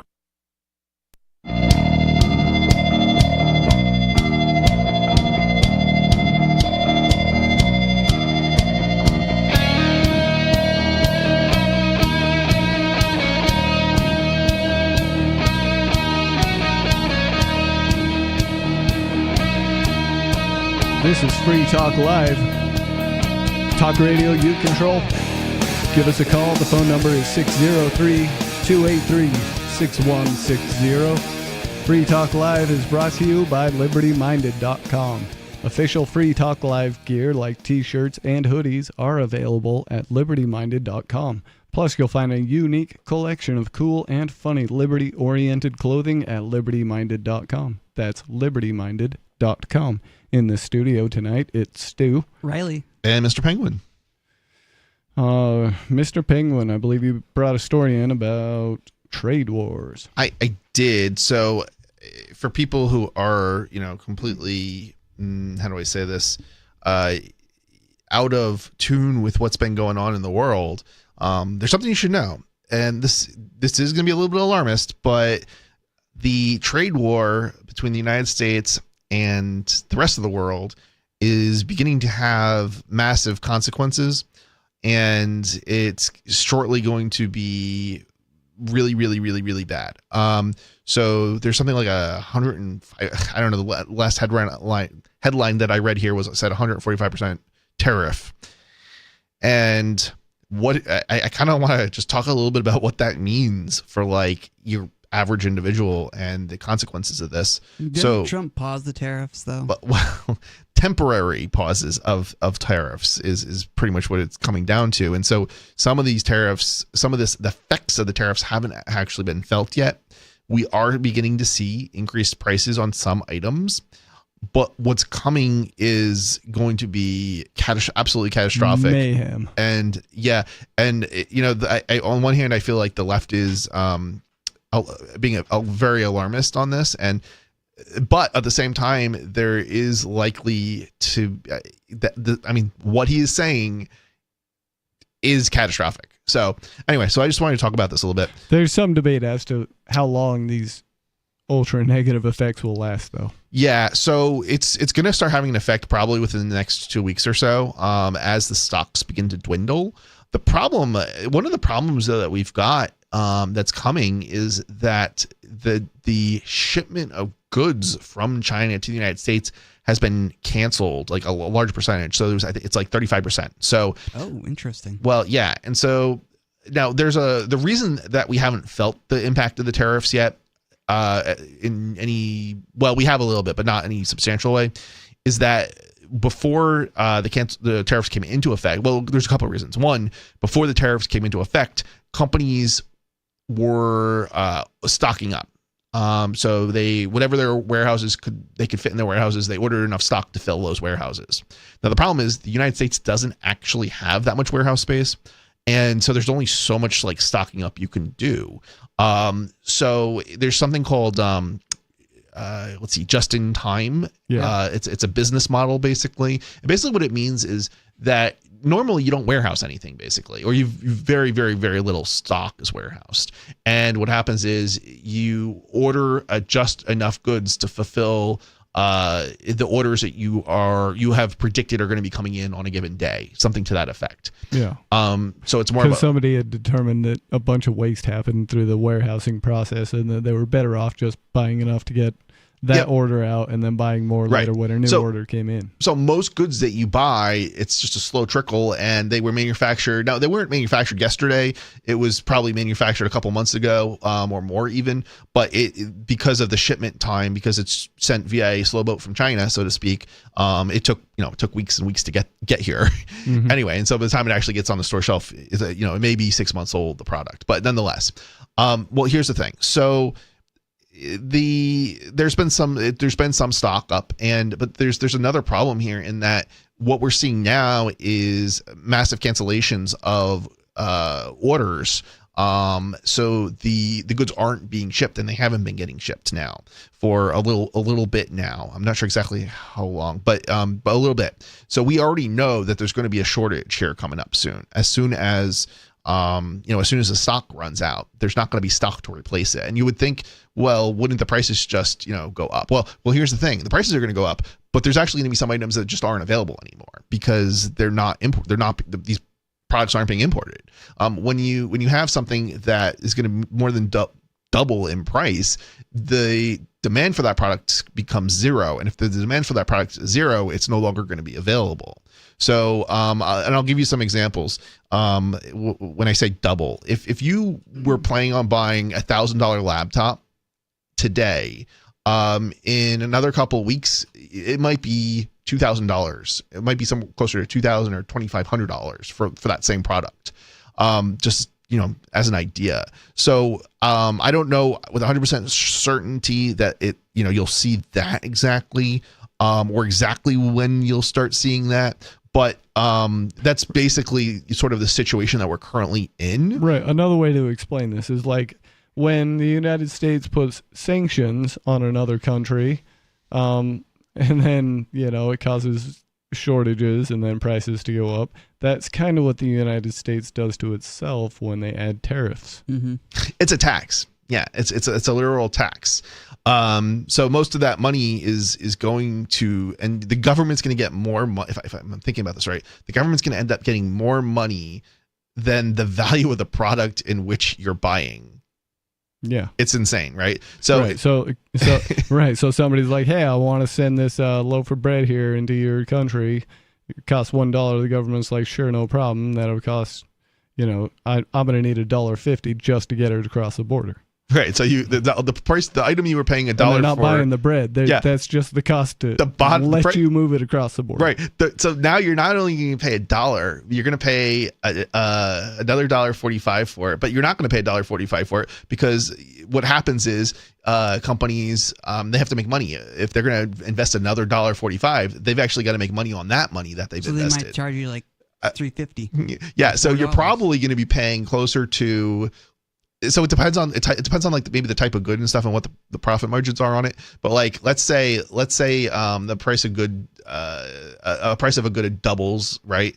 So if I'm paying $1 and I normally would charge $2 for the good at retail, and the government is charging me $1.50 to import it. That means my cost ends up being $2.50. So that means I'm probably going to charge $5 for it. So what did we say? So you're going to see a price go from $2 to $5 basically. Yeah. That's Then you have to pay a sales tax. Oh yeah, and that doesn't include the sales tax. That doesn't include. I mean, it doesn't. Yeah, it's. Yeah, this is how insane this is. And so it basically, I don't want to tell people to go and like, and here's the thing, I don't know exactly what off the top of my head people should be stocking up on right now, but like you might want to be stocking up on, certain goods or essentials because the prices haven't actually, we haven't actually seen the impact or the full impact of the prices. But it's gonna be here before you know it. And if you're not stocking up on stuff, well, I wouldn't say go and buy stuff you don't need, but anything that you know that you're going to need, for the next 4 years or however long these might last, if you can stock up enough stock on the stuff that you're going to use, because you don't want to waste your money either, right? But stocking up on, the essentials or things that you're going to use, this is the time to do it, basically. Yep. Then you might want to establish a good relationship with your local meat farmer. Mm-hmm. Because that could get expensive as well. Well, yeah, that's interesting to point out. Meat is so certain products might not be affected. Like I don't know how meat is going to be affected. But like, okay, so here's the thing. So the United States, we don't manufacture anything, but like we actually still sort of do have some industry. It's just not like meat is kind of an example. Like we do have a meat industry. Like we export. That's true. we America do export food. Exports so a lot of beef. It is really well liked around the world. Right. So I probably wouldn't. And that would probably be a terrible thing to stock up on because it's gonna go bad on you. Right. Like. Right. But I don't know how beef. So here's the other problem though is like beef might be impacted by the tariffs in some way. Like for example, if you might see a price drop in it. Well, no. Let's see. No, I think if they're unable to export it as much. Because of that's a possibility reciprocal too. Tariffs. Yeah, that's a possibility too. And this is why it's so hard to try and figure out like what to do. But we also could have I was thinking we could have the opposite effect where the price of beef would go up. Because if the ingredients that go into a cow, so to speak, in that like I don't know, maybe I don't think this is the case, but like maybe we are importing alfalfa from we're probably not doing this. I seriously doubt we're doing this, but from Canada, let's say we were, and alfalfa now goes up and they feed alfalfa. I have no idea if they feed alfalfa to cows, but let's just say for the sake of argument that they do. Right. Well, now the cost of raising the cow is going to be more expensive. So things that you wouldn't have thought would go up because we have a domestic industry, that's not necessarily true. We may actually see dramatic increases in prices on domestically manufactured or produced goods. Yeah, it depends on how this is done, right? Right. If we're given free reign to just, do industry the way we want, and the high tariffs won't hurt so bad because we can replace the factories that don't exist here because of the outrageous regulation burdens.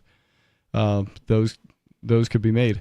But this is also a problem with your, 4 years changing of the guard democracy as you have it. This is one case where you'd be better off with a monarchy that has a vested interest in something that's going to last and not just, I'm here for 4 years and then you can burn it down for all I care. Yeah, maybe. And it's interesting because like some of, I'm so first of all, I want to say I didn't vote for Trump.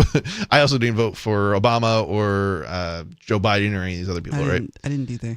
All right. So, but here's the thing. So as a more of a neutral party looking at this, as a libertarian, from the libertarian perspective, some of what Trump is sort of trying to do, it may not be as crazy as it sounds. The implementation may be crazy, but it may also be the result of the election cycle every 4 years, right? Right. So he doesn't have enough time to implement this in such a way that it's going to work well, right? Right. Not unless he's going to strong arm himself another couple of terms. Yeah. Well, maybe. Anyway, I'm not going to go there because I think that's going a little bit too far left wing paranoia for me. But anyway, I'm just saying if he wanted something I know. To work, he would need more time. Sure. But the left is actually saying that he's going to like somehow get another 4 years or something through. Sure. Well, I think he is saying that actually, and the left is propagating that message. Anyway, but I'm sure there are people on the right that are, that are championing. Yeah, I'm sure it's a great idea right, as well. Yeah. So, so some of this is like bringing back industry. So this isn't necessarily that terrible of an idea to bring back industry to the United States. It's not going to you're not going to see. Well, here's the thing. So there's a couple of things, right? Like if the idea is to create jobs, that's probably a kind of a bad reason to bring back industry to the United States, because you're going to be, well, at least the industry that we had decades ago, right? Because this is actually the reason it left the United States is because the wages were too high, right? Or part of it, right? So the question is, if you're going to bring back industry, the question is, well, how are you going to make that work economically, right? And the way you make that work economically is by automation, right? So right now, those foreign workers are being paid pittance, but you can completely eliminate the foreign worker or the worker period. Not all the workers, but you're going to eliminate most of the work that's coming back to the United States. So you're not going to have a ton of jobs as a result of bringing back industry, but what you will have are higher paying jobs, in terms of people to maintain the equipment, for example, engineers, that kind of thing, when it comes to the automation equipment. That's true. And even, basic manufacturing machinists, which I did for more than a decade until I realized that there was just no money in it because of the overseas competition and because that's just not the way the industry works. The guy who's making the actual parts, he's not getting paid more than $20-$30 an hour. At a company that he's worked at for his whole life, and that's it. There's no like retirement programs anymore. You got like a 401k, and that may or may not perform well. Okay, I'm not entirely sure if I'm following 100% what you're saying, but you may even have more knowledge on this than I do. Just that there's no incentive to work in the manufacturing industry in America because there's too much overseas competition. So it doesn't make any sense to pay a machinist. No, a machinist would be a higher paying job, or is this? It's a highly skilled job. It doesn't pay what it should, by my estimation. Okay, I gotcha. So yeah, I mean, so interestingly enough, it may not even maybe it won't even benefit us from highly. It may not even benefit us in the sense that it's going to bring highly paid jobs here.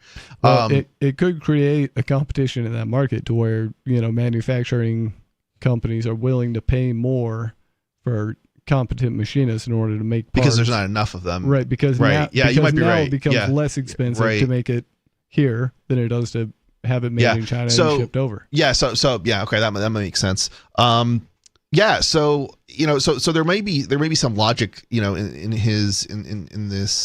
The question is though, how do you actually make that work? And the problem is you can't just shut off China, all imports to China overnight. That's not going to work. You're going to collapse your economy. You're basically going to put everybody into poverty. So this is kind of bound to fail if that's kind of your objective. What you'd have to do, I think, is give a clear roadmap and give companies the opportunity and time to plan around that roadmap. But that roadmap needs to be, nice and clear. And it's the uncertainty that will kill any success in this sort of strategy. Right. So, companies need time to actually accommodate for these kind of changes. And we just don't have that right now. But here's the thing. So, we have another problem too, right? Like, we don't want to bring back low paying jobs. But the question is, do we actually need more high paying jobs? And there may be an argument for that, particularly in certain parts of the country that were particularly had manufacturing industries, and they never really recovered, right? From the 1980s migration to China. So this might not be entirely like suicidal in terms of the thinking, but it's probably very, very dangerous in terms of their implementation on this. So yeah, I mean, this is a question, and it's hard to know like what to do in that. This is sort of a situation where it's such a societal collapse type of situation where it's almost, I don't see how Trump could possibly keep this going. We can't keep 145% tariff going for very long before our economy is going to completely collapse in on itself. No, I think it could work.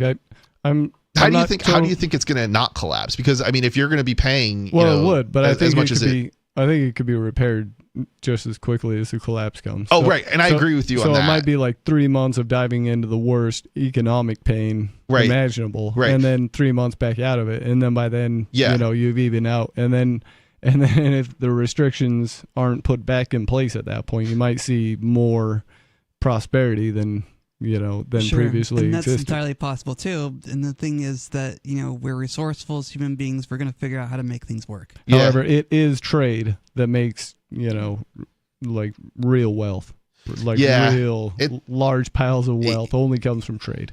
Yeah, I mean, I think what we're going to see is steep economic decline, basically in the next year or so, and that's assuming that he immediately undoes the once we start seeing the effect of this.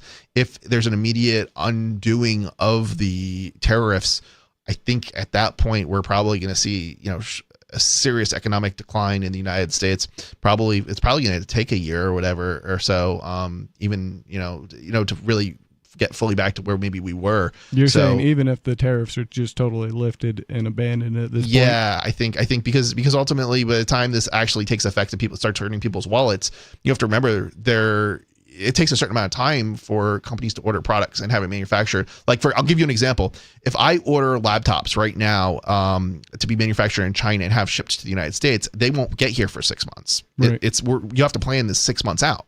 So if you haven't planned it 6 months out, well, you're not going to have laptops in 6 months. Right. So, and we've already seen that the shipments have stopped. So if the shipments have stopped, and it's going to take, at least a couple weeks, and it may take more than that for some products because some stuff is warehoused, right? Or it's warehoused more than it would normally be. It may be even longer than that. So if it takes a couple of months, maybe before we really, really see the impact, well, what if he's able to, hold out for 6 months, right? Then you're looking at a possibly, before you could get laptops back on the shelf, it might be a year before we have laptops that aren't, maybe it'll be $6,000 because again, if you're not right now, there's no way that my company is going to be purchasing laptops, and we're not going to be able to, when I say purchasing laptop, having them manufactured, we're not going to have laptops manufactured until we know what's going to happen next. We're going to run out of stock at some point. We have an unusually large amount of inventory. We might have 6 months worth of laptops, but your Walmart probably doesn't. Your Staples aren't. Your typical Dell is not going to have that. Nope. So even if they've stocked up, I don't know how much stock they've stocked up, but yeah, I mean, so it is hard to tell, exactly, when we're going to see, these price increases, but I can tell you we've already seen the price increases on some products, but it's what it is it's preparation. It's sort of a preparation. I think companies they're charging more in reaction to the coming tariffs, but they're going to continue to increase them, and they're going to have to increase them substantially very, very soon. And one of the reasons why I think some companies have already increased the prices is to reduce the demand. But in order to reduce the demand to keep your supply going longer, you're going to have to continually increase the price until you're out of stock, at which point you're going to end up be paying, you're going to go from paying $2 for something to paying $5 for something, because at that point you have to have stock. But the problem is we're not going to have that stock because companies aren't actually placing the orders in time. The entire Christmas tree industry, or basically there's a whole industry in China that manufactures ornaments and things for Christmas time. Mm-hmm. None of these orders have been placed by U.S. companies. So we're basically, there's no way, I believe if I understand things correctly, there's no way we're going to have Christmas trees and ornaments, all that stuff, because the orders have not been placed and they needed to have been placed by now. Right. But the only reason is because of the uncertainty in the market. Right. Because the way humans do things, they're really good at getting stuff done. So between now and Christmas, factories could be set up to make all these things domestically and have them on the shelves before Christmas. This is an interesting one. But they won't do it because they don't like that. That would be an absolutely insane move to do right now, is to set up a factory based on some stuff that may or may not happen. Some of this stuff is probably some of the easiest stuff to start manufacturing, like in theory, like somewhere else. But like you can't. You're never going to be able to do this by hand in the United States. We don't have the employees or the number of the population to like actually do it, and we're willing to do it. And so like, let's say we were to move like the Christmas tree production from China to Vietnam, and Vietnam, let's say, wasn't being tariffed, right? Like that maybe that would be possible, but like it's not going to be possible to make that work. I don't think it would be impossible to make it work, because even if it was being manufactured in China and the tariffs went away today, I don't think the orders would be delivered in time for the Christmas holiday season. The thing is, too, that Christmas trees and Christmas ornaments are reusable, and so not the same people who bought Christmas trees and ornaments this year may not buy them next year. Yeah, I mean, it's crazy to think that you might be able to get a premium, like a substantial premium for your Christmas, like holiday decorations this Christmas time when Christmas comes around, because there is literally going to be no stock available on store shelves. Interesting. I never thought about that. I think I could sell all my plastic stuff and just do with like homemade ornaments if they carry that big of a premium. At some point. Yeah. I mean, I don't know. Like I said, I mean, some of this is based off stuff I've read and I'm reading and stuff, or stuff I'm hearing from other people who know a little bit about, what's going on.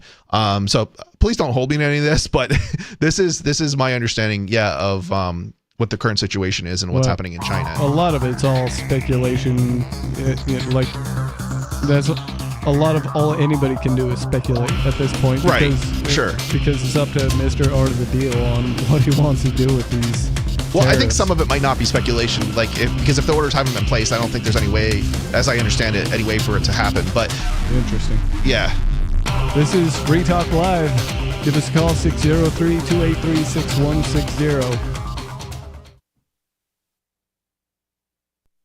On Free Talk Live, we're bringing people to the ideas of liberty every day. From wrestling superstars like Glenn Jacobs. You guys really are having an impact, I believe. Like I said, a lot of where I am now is due to listening to Free Talk Live. You changed my mind on some very important issues years ago. To random people tuning in on the radio. I was kind of stuck in the left-right paradigm. I heard your show by chance on a Saturday night. From there, I went on, joined the Free State Project, and become an amplifier. So, I mean, that's really the reason why I amp, is because I know that if it wasn't for you guys being on as many stations as you are, I never would have found the ideas of liberty. You can help more people hear the message of liberty by joining Free Talk Live's AMPS program on Patreon for as little as $5 a month. And you'll get access to special perks. Visit amps.freetalklive.com, amps.freetalklive.com. Protection. Eleutheromania. The insatiable desire for freedom. Filibuster. Police state. It's the new 3-song heavy metal EP from Captain Kickass.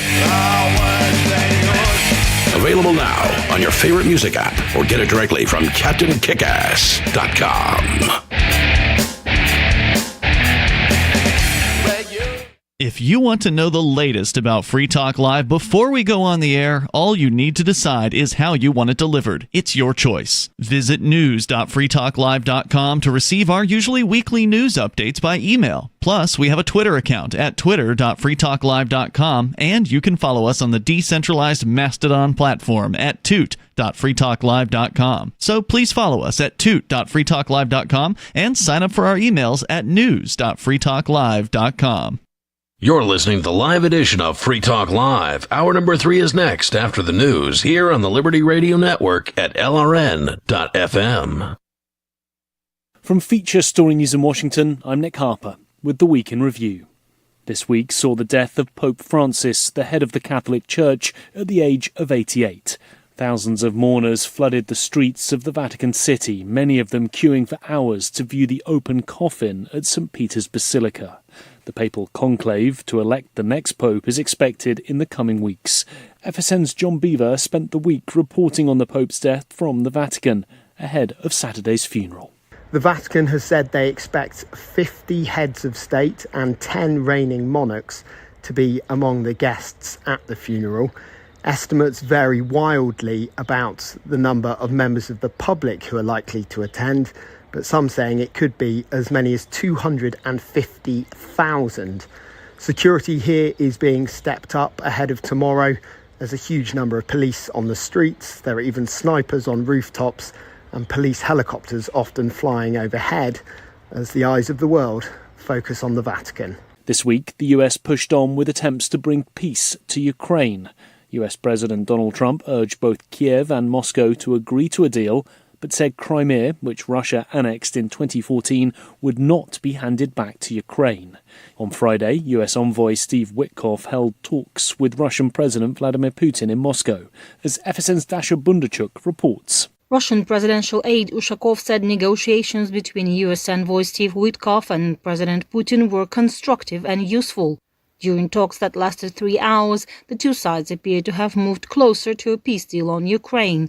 Ushakov added that productive Russian-American dialogue will continue to be carried out in the most active manner.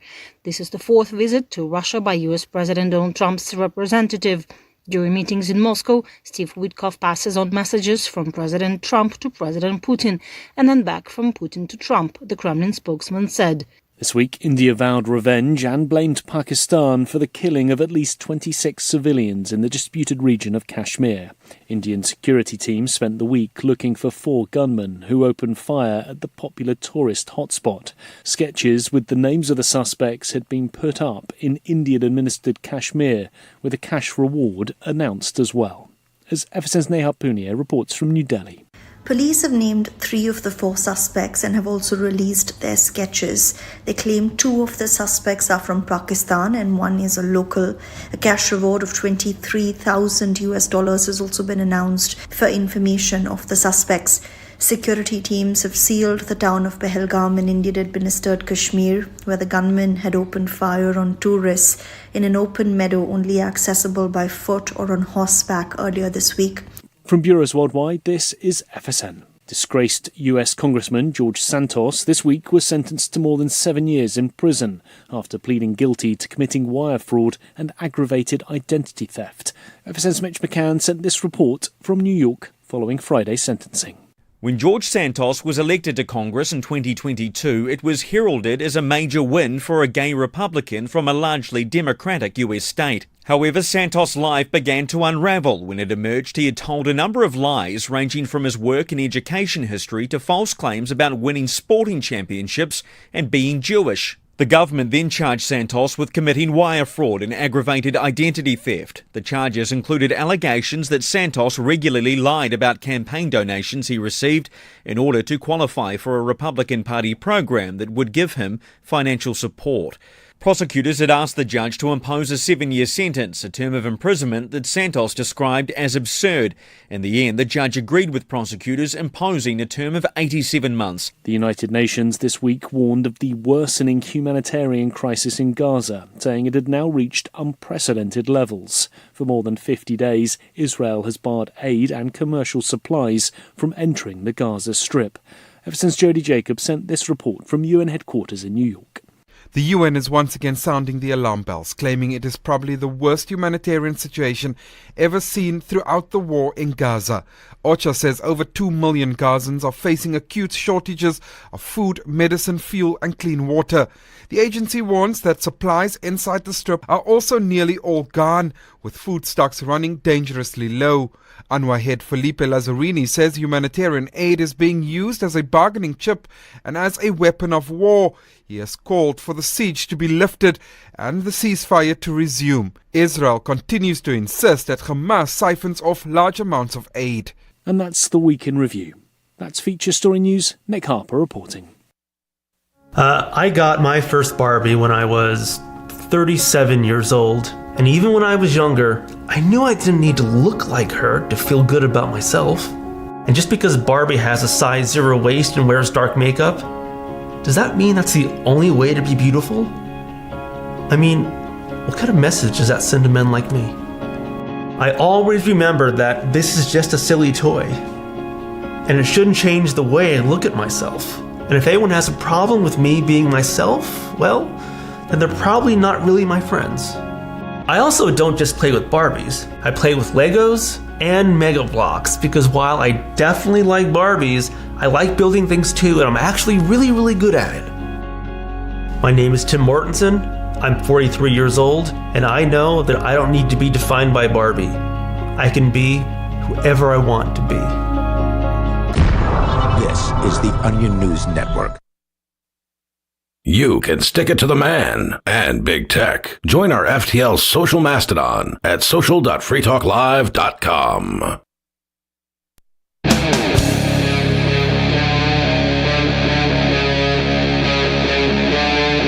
Free Talk Live.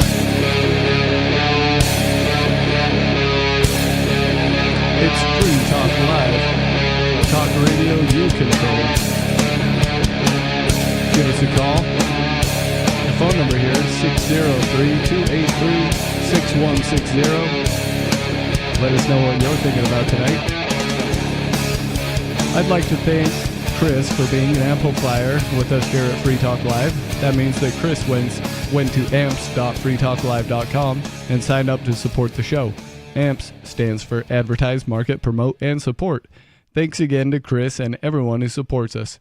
Again, that's amps.freetalklive.com if you'd like to check out the perks and benefits of becoming an amplifier. In the studio tonight, it's Stu. Riley. And Mr. Penguin. And previously we were talking about Trump's trade wars and what a disaster that might turn out to be. And that's not the only disaster he's got going on. This story from the Rolling Stone, titled "Trump Attacks the Supreme Court," says America cannot give everyone a trial. Donald Trump slammed the Supreme Well, I don't think they have anything to worry about because most people don't get trials. They take plea deals. Yeah. Donald Trump slammed the Supreme Court on Monday after the justices temporarily blocked him from deporting Venezuelan immigrants while asserting that America cannot give everyone a trial, a bedrock constitutional right. The High Court over the weekend took up an emergency petition from the American Civil Liberties Union of Texas, which warned that Trump's administration was preparing to deport another group of Venezuelan immigrants under the Alien Enemies Act, without giving them a reasonable opportunity to contest their removals. Trump previously shipped hundreds of Venezuelan men without due process to a notorious torture prison in El Salvador.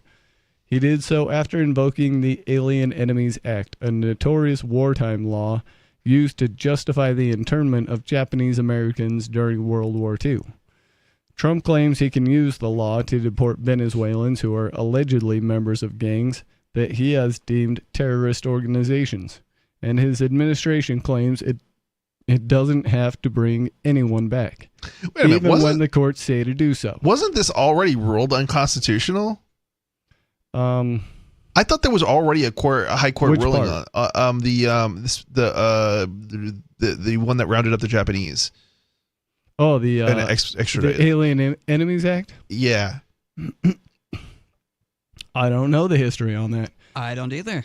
Because I was under the impression, now maybe I have the wrong law, but yeah, I know that I almost I could swear there was a Supreme Court ruling on this after World War II that ruled that it was unconstitutional to do what they did. So now I'm beginning to wonder how are they arresting somebody or doing this under this law that was ruled unconstitutional already.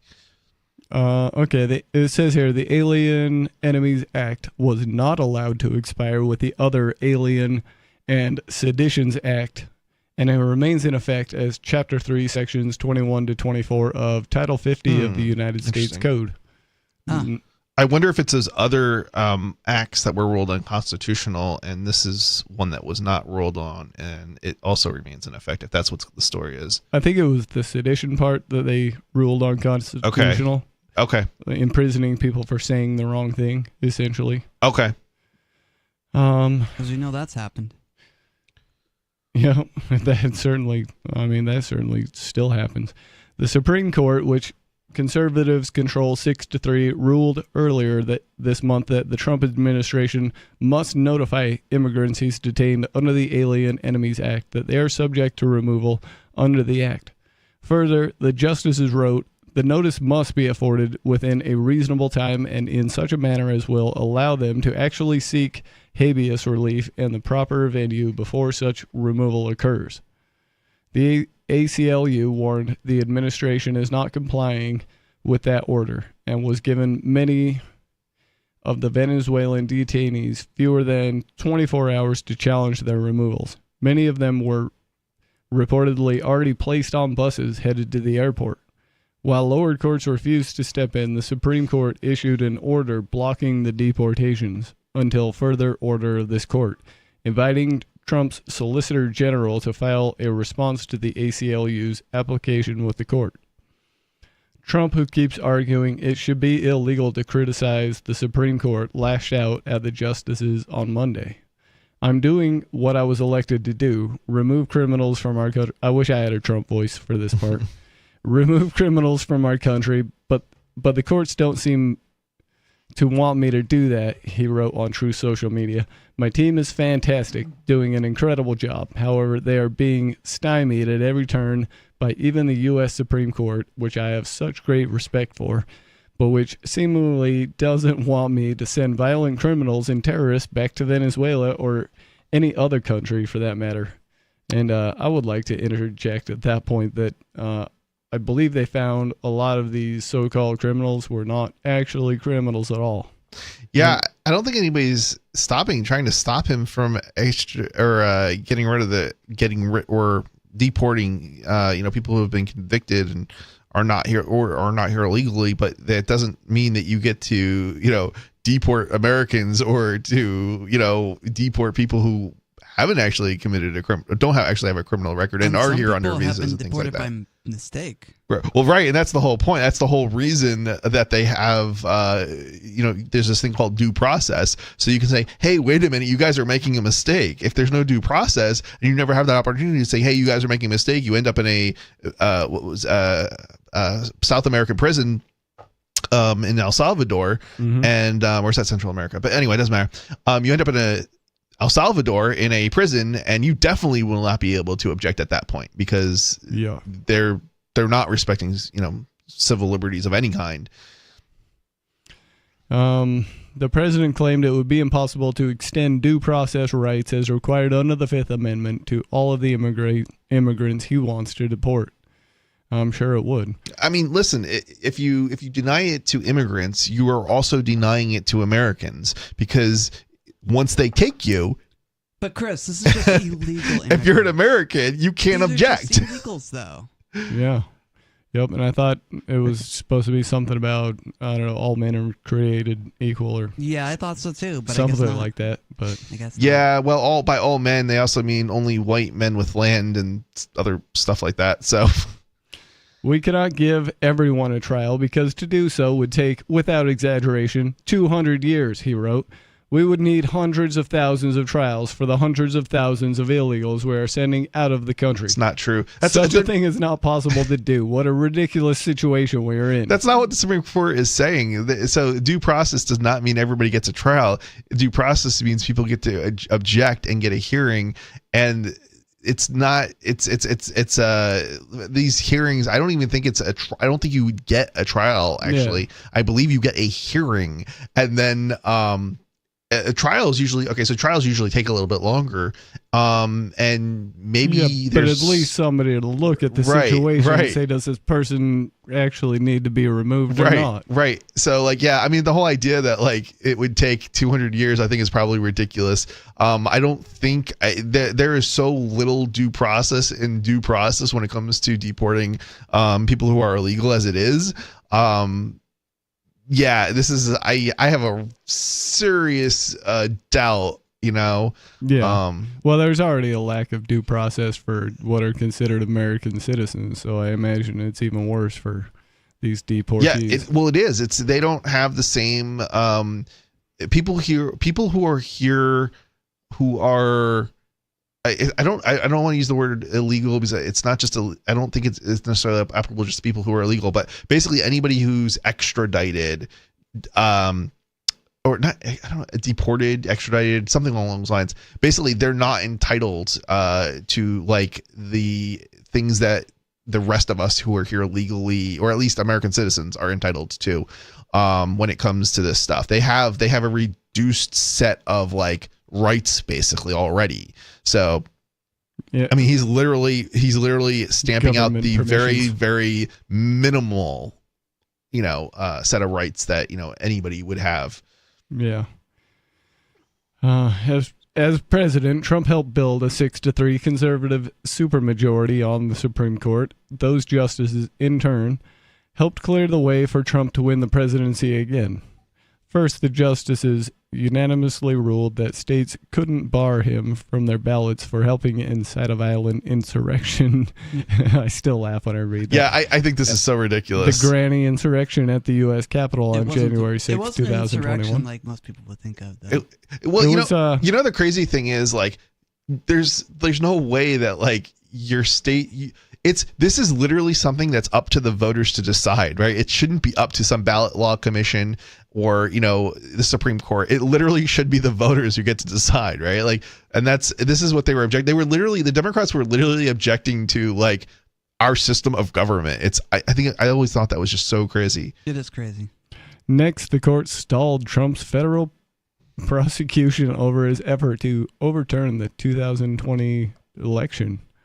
And the conservative majority further gutted the case when it ruled that Trump was entitled to sweeping immunity from criminal prosecution. Trump repeatedly thanked the conservative Supreme Court justices by name at 2024 campaign events, and he effusively thanked Chief Justice John Roberts last month.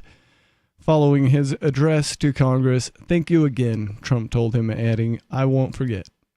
Now that the Supreme Court expects Trump to afford immigrants basic due process rights before shipping them to prison in El Salvador, he appears to have quickly forgotten what the justices did for him. I don't know about all of what they did for him or whatever.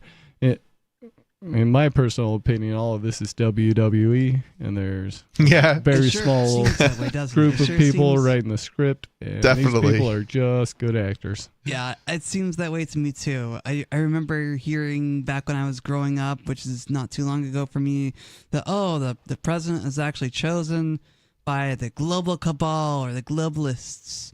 And Alex Jones used to say that, but not anymore. He's like, the people are now choosing the president. It's funny that was a conspiracy theory when all you had to do was go and purchase a copy of, the memoirs that was written by, I think, John D. Rockefeller, where he said, "I've been accused of being a globalist, and I'm proud to admit that I am." Huh. It talks about his goals for international, world governance, and this is not, like they call it conspiracy theory on the news, and everybody just goes with that instead of reading a book. But that's the way that goes, I guess. I don't know. Give us a call and tell us what you think about immigration. I guess the town where I was in, I guess the ICE people showed up. I didn't see them there, but there was like a big protest, and people were all upset about it. This is what you're going to get, though, is people wrongly deported when you just kind of give blanket permission to overzealous ICE officers. Like, if you're signed up with ICE and your job is to, like, find people who don't belong here, you're going to find the other and you're going to kick them out or cross that magical line back to where they came from. Like, you're going to do, you're going to do your job as good as you can, meaning, like, if you go and round up one guy that your team will send out to target and he happens to be hanging out with, like, 6 other guys that have the same color skin, you're probably just going to throw him in the bus. Yeah. We're going to, here's what I want to know. If it's allowed to deport people without due process, right? Can we start deporting people from Massachusetts and Vermont out of New Hampshire. I mean, and then let's build a wall too while we're at it, so they can't come back in. And Anyway, for those who don't understand the joke here, libertarians are taking over New Hampshire basically politically, and we're not a huge fan of the left, and we're not a big fan of the right either, obviously. But Vermont is a strange place. Yeah, and Vermont and Massachusetts are both very left-leaning states, so that's why we want to deport the people from Massachusetts or Vermont from New Hampshire. Yeah, well, I don't know. It's two different kinds of lefty weird, though, because in Massachusetts, you just kind of have, like, authoritarian left. Whereas in Vermont, you have this weird, like, Karen culture left, where it's like a self-reporting sort like leftism, authoritarian. Here's a question for you guys. Where do we deport the people on the right? What state could we deport them? Oh, Texas, maybe. Utah. I don't know. Yeah, that's Utah? That's where the Mormons got chased to. Yeah, there we go. All right. So we got some. Utah more conservative. We got some places we can deport. We can deport the right and the left now in New Hampshire. Yeah. I mean, again, that's if this is allowed. If it's allowed at the national level, we might as well do it in New Hampshire too, right? Well, maybe we could set up like an exchange program with some other states. Like we'll give you we'll give you one leftist and you give us one libertarian, and then you know what, I'm beginning to like this. And although you know what, I do have a problem with this a little bit, because I don't think we should really be forcing people against their will who are libertarian to move to New Hampshire. No, I don't think anybody should be forced to do anything. Except to I also don't know, mess up other people's stuff. I'll say this: I really don't know that I would agree with deporting the people from people from Massachusetts and Vermont that are in New Hampshire back either. No, I don't. I don't think it would have the desired effect, and it's principle. No, probably not. We can talk about this tongue in cheek, but the reality is, I'm not in favor of it either. Like, Chris, that's why it's a joke, right? Yeah, absolutely. Right. Yeah, we're all in favor of doing things voluntarily. Yeah, it would be very hypocritical if we started building walls and deporting people we disagree with. Can you imagine the Great New Hampshire Wall? Right. No, I can't. Look, it's like the only thing I would be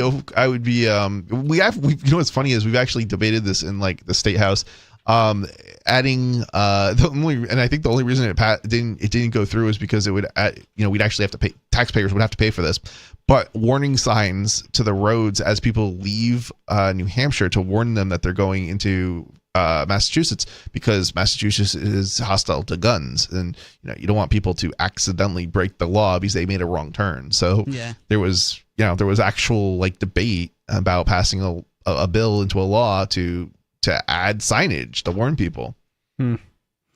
Well, I got more to talk about on this the whole crackdown on immigrants, and this situation is getting pretty messy.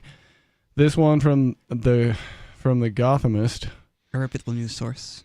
4-year-old migrant girl, other kids go to court in New York City with no lawyer. The cruelty is apparent. What the heck? In shelters across New York, migrant children sit in front of computer and TV screens, appearing virtually in real court proceedings. They swivel in chairs, walk in circles, and play with their hair, while immigration judges address them on the screens in front of them. The reason we're here is because the government of the United States wants you to leave the United States, Judge Ubaid ul Haq, presiding from a courtroom on Varick Street, told a group of about a dozen children on a recent morning on WebEx. It's my job to figure out if you have to leave, Al ul Haq continued. It's also my job to figure out if you should stay. The parties included a 7-year-old boy wearing a shirt emblazoned with a pizza cartoon who spun a toy windmill while the judge spoke. There was an 8-year-old girl and her 4-year-old sister in a tie-dye shirt who squeezed a pink plush toy and stuffed it into her sleeve. None of the children were accompanied by parents or attorneys, only shelter workers who helped them log on to the hearing. Immigrant advocates and lawyers say an increasing number of migrant children are making immigration court appearance without the assistance of attorneys, which they say will lead to more children getting deported. The Trump administration on March 21st terminated part of a $200 million contract that funds attorneys and other legal services for unaccompanied children.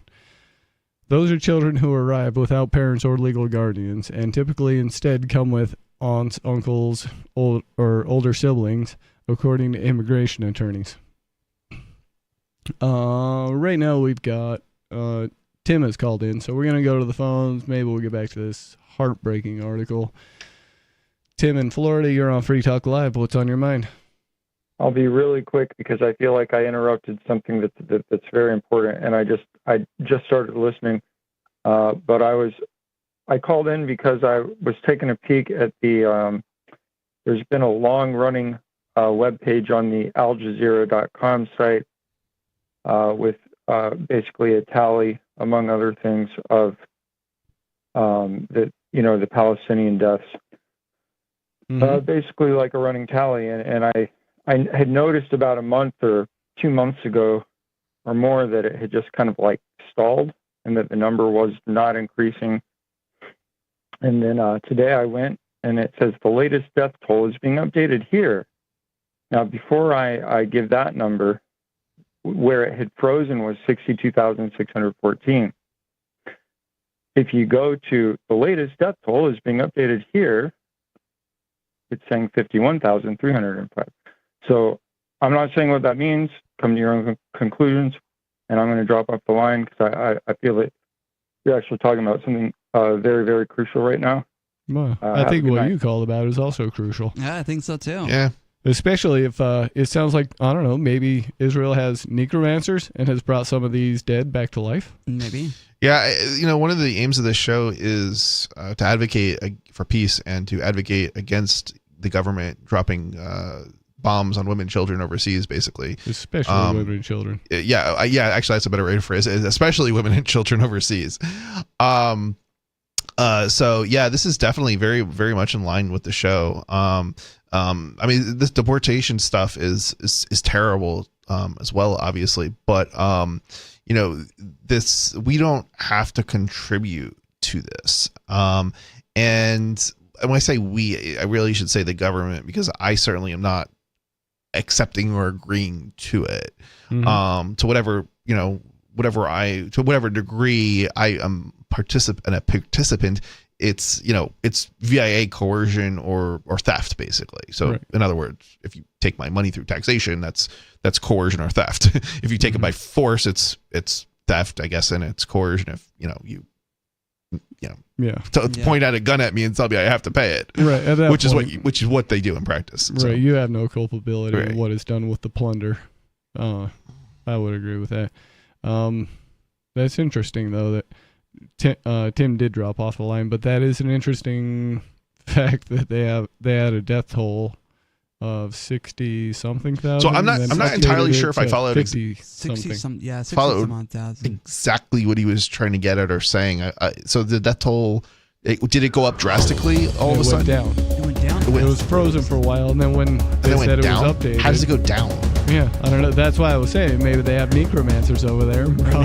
Brought some of these victims back to life. Maybe it's like validation of the data or something, and the data showed that they counted somebody twice as dead or something. Maybe. Give us a call. Let us know what you think. 603-283-6160 is Free Talk Live.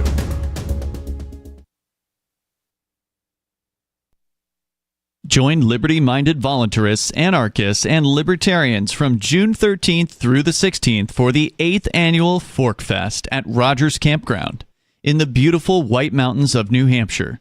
Fork Fest is a fork of the Porcupine Freedom Festival, which has sold out in recent years. Fork Fest happens the weekend before the Porcupine Freedom Festival. Fork Fest is decentralized, which means that there's no ticket cost and no one is in charge. All you have to do to join the fun is reserve your camping site, RV site, or motel room with Rogers Campground for June 13th through the 16th. You can find out more at the unofficial website, forkfest.party. You can also connect with other attendees on the Forkfest Telegram and Matrix chat rooms, as well as the Forkfest Forum. You can find links to those at forkfest.party. We hope to see you there June 13th through the 16th. Forkfest.party.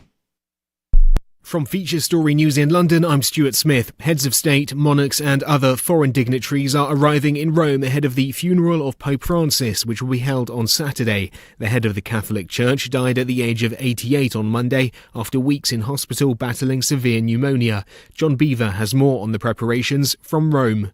We're approaching the final few hours of people being able to pay tribute to Pope Francis in person. He will lie in state until 7 o'clock tonight, local time, in St. Peter's Basilica. An hour after that, his coffin will be sealed ahead of the funeral tomorrow. The Vatican has said they expect 50 heads of state and 10 reigning monarchs to be among the guests at the funeral. Estimates vary wildly about the number of members of the public who are likely to attend, but some saying it could be as many as 250,000. Security here is being stepped up ahead of tomorrow. There's a huge number of police on the streets. There are even snipers on rooftops and police helicopters often flying overhead as the eyes of the world focus on the Vatican. John Beaver, Rome.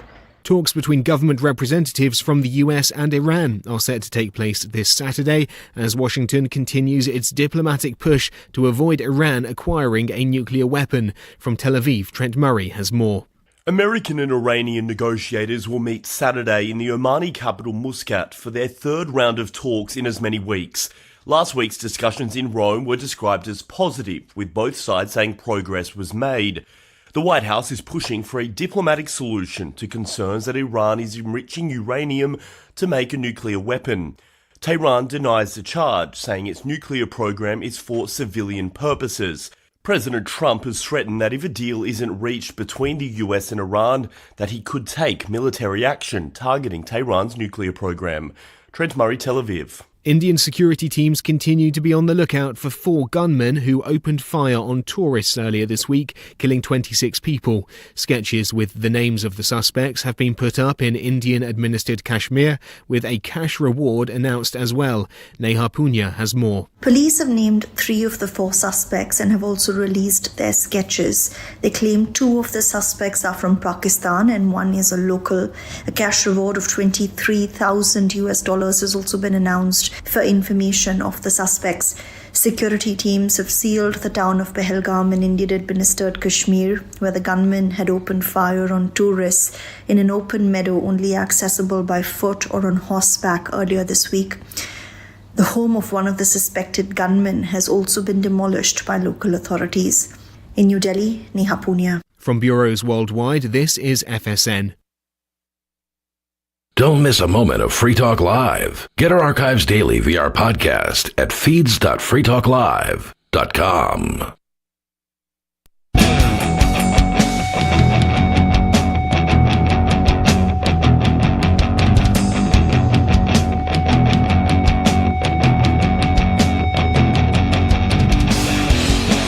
It's Free Talk Live. This is the talk radio show you get control if you want to call in. Let us know what's on your mind. The phone number here is 603-283-6160. In the studio tonight, it's Stu. Riley. And Mr. Penguin. Recently, we were talking about children in immigration court without family members or lawyers to represent them. But right now, we have a call on the line, so we're going to go to Sarah in New Mexico. Sarah, what's on your mind? Hey, I was going to tell you, our county, we're getting 6 more speeding cameras. How about that?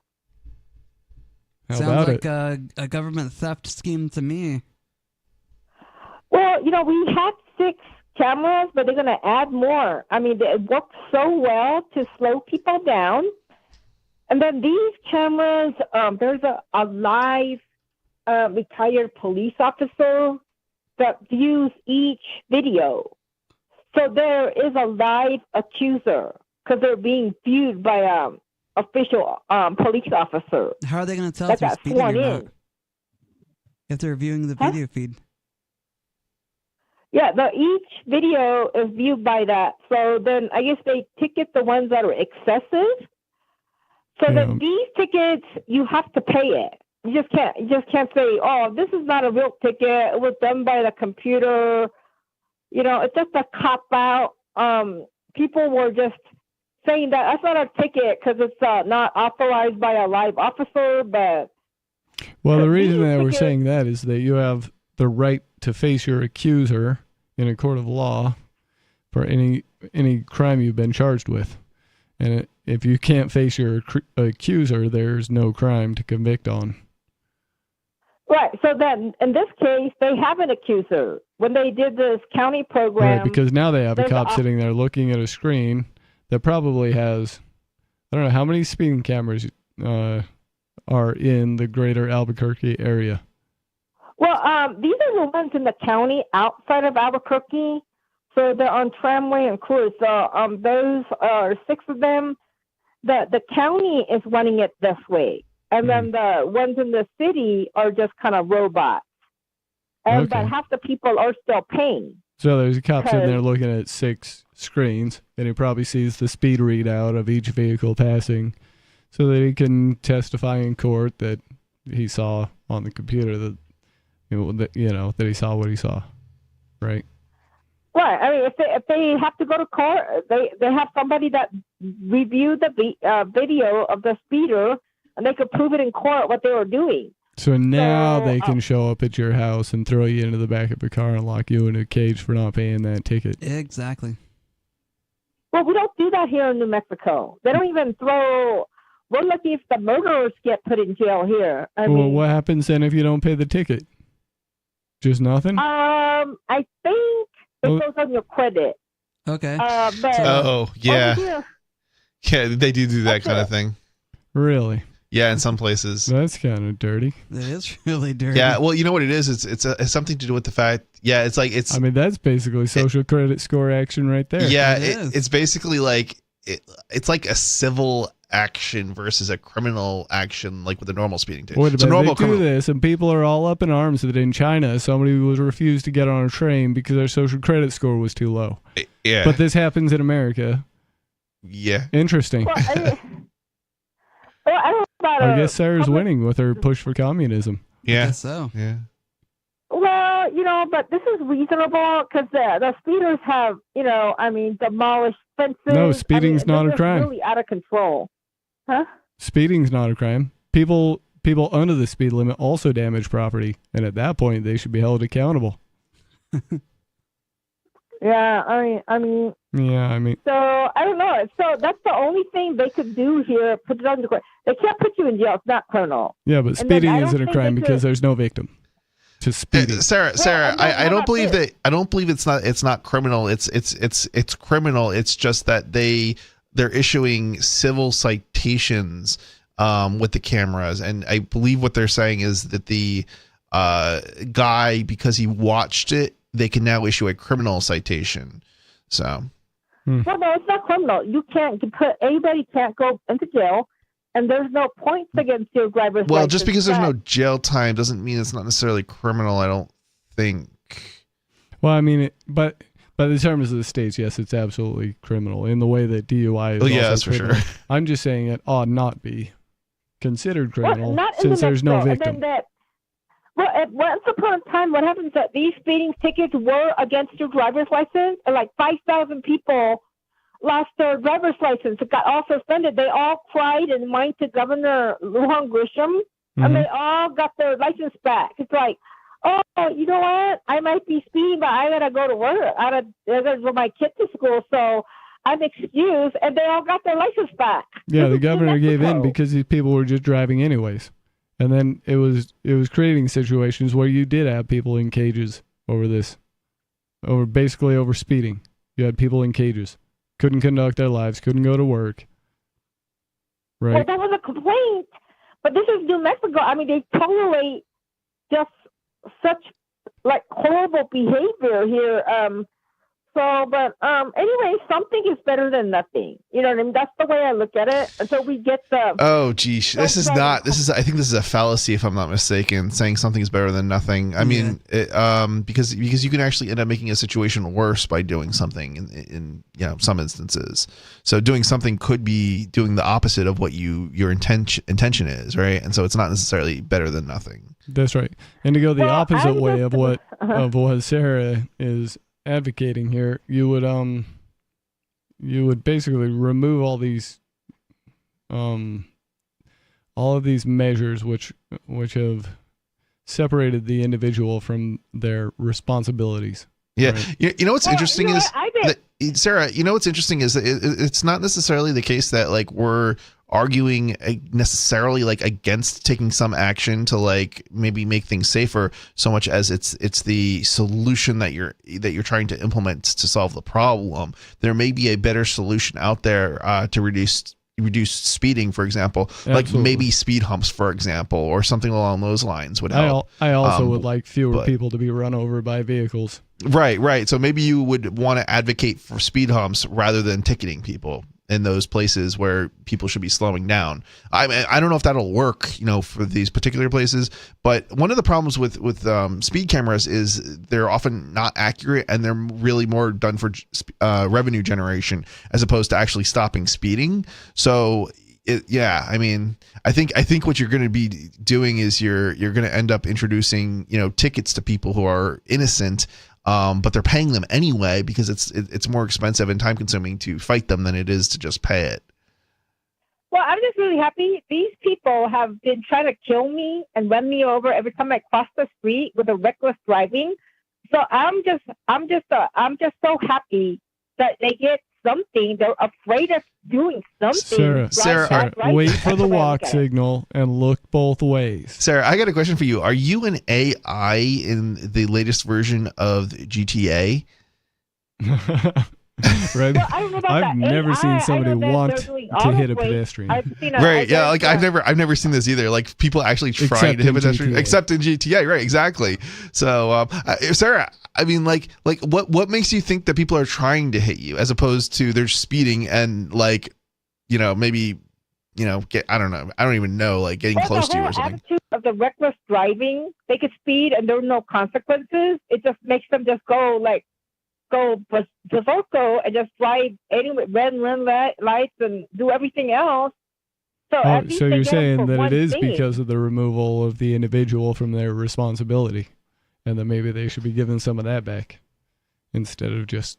Yeah, they don't want to be responsible. It's always this.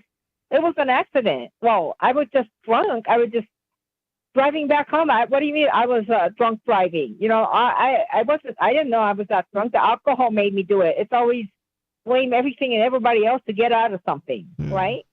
Yeah.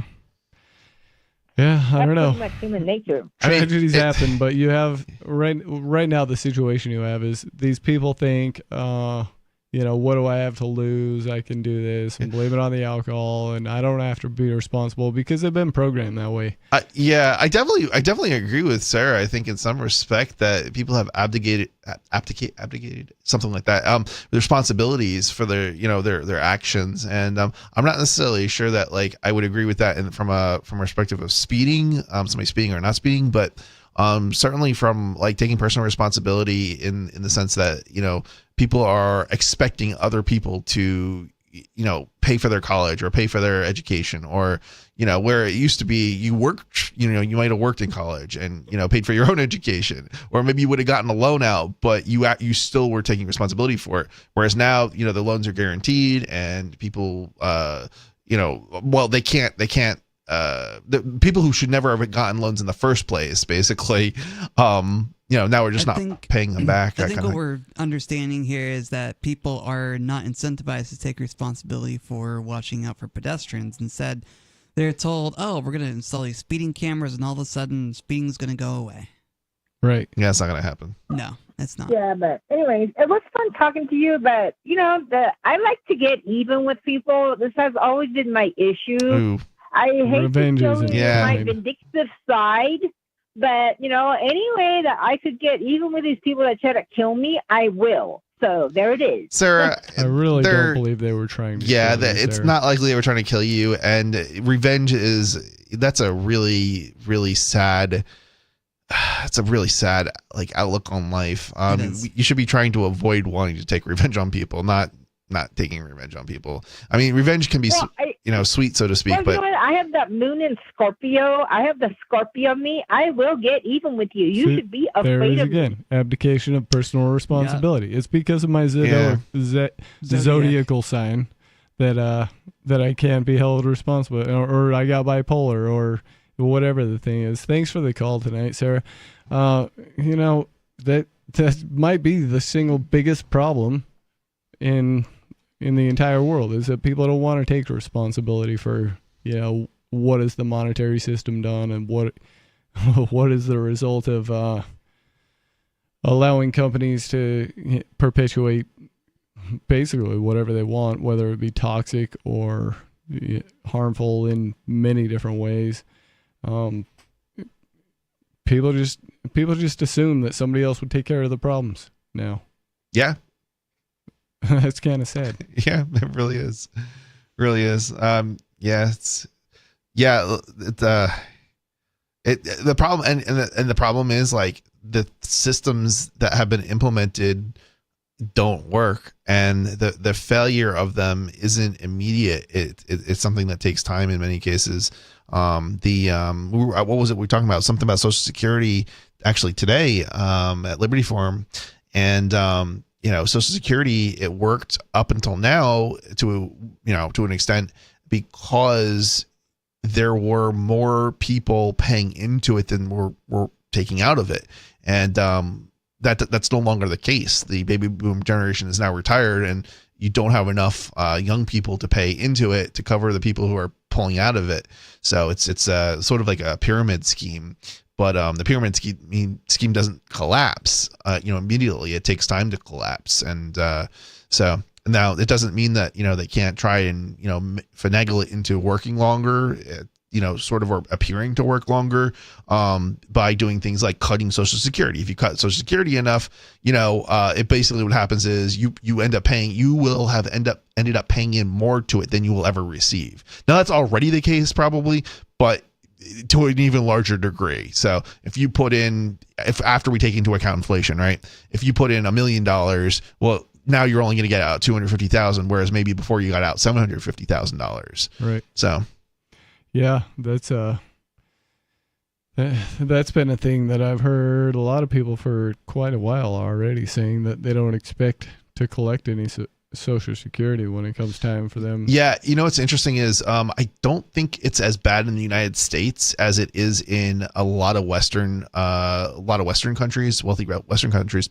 And the reason is actually only because of immigration, where in a lot of Western countries, they don't have the immigration, so they don't have enough employment. In the United States, we have the employment of foreigners because our birth rates are basically too low in order to maintain the population or to keep it growing sufficient to, keep Social Security going. But because of the immigration, it offsets that and makes it possible to keep Social Security going longer. But in other countries with some sort of Social Security system, that's not the case, because there isn't a huge immigrant population coming into the country upon which to tax, basically. They're going to be running out of money even faster, and there's going to be even smaller checks that people on Social Security are going to get in those countries. Yep. That makes sense. It's you can hold back the inevitable for a while, but you can't hold it back forever. Indeed. It will catch up. Yep. So I suppose we can get back into this story I was reading from the Gothamist about immigrant children without lawyers. Where I left off, I said the Trump administration on March 21st terminated part of a $200 million contract that funds attorneys and other legal services for unaccompanied children.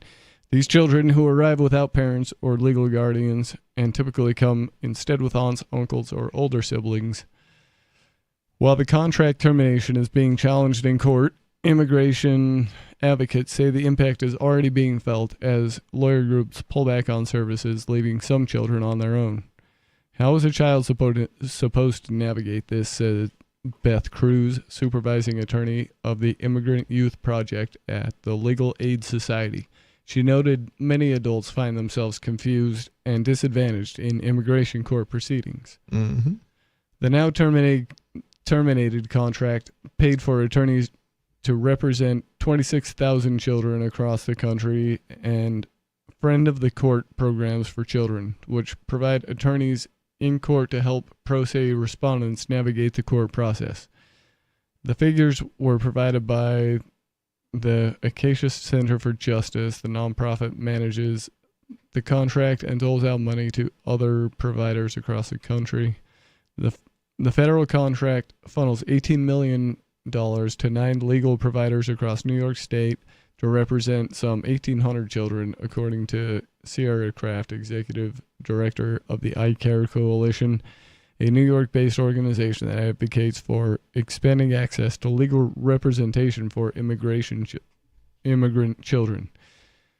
Kraft said that before the contract was terminated, she saw 30 to 40% of children in a given docket without lawyers. Now she said the number has increased to 50 or 60%.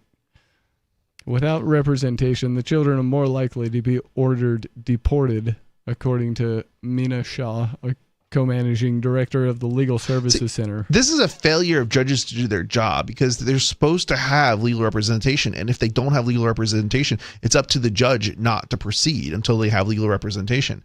This is literally and this is the crazy part about this. I think Trump should have cut the budget for this program, but at the same time, they shouldn't be able to extradite these individuals. Yeah, it seems a bit criminal to do without, right. The judge anybody the extradite. advocate. This is why there should not be immunity for judges and prosecutors and cops and things like that. Because how are we supposed to hold these, even without the immunity? It's already going to be near impossible to hold a judge or a prosecutor or a law enforcement officer responsible for the crimes that they're committing. But how do you do that? Like, even if you remove this is the problem. It's like these judges should not be immune. They're committing crimes. They're denying due process. One of their jobs as a judge is supposed to be make sure that if somebody shows up without a lawyer, that they are represented, and these kids are not being represented. So how can you proceed with any kind of hearing? You can't. Not legally. The so-called justice system is definitely a joke, and there needs to be judicial reforms, but they're not going to happen under a conservative administration. No, for sure not. Conservatives don't care about justice. No. They care about making their popular ideas, their ideas of controlling immigration and controlling people, appealing to the masses, or trying to make them appealing to the masses by getting them off the streets and saying, oh, we're just deporting gang members and now children are being harmed. Oh, well, who cares? They shouldn't have left their parents in Guatemala.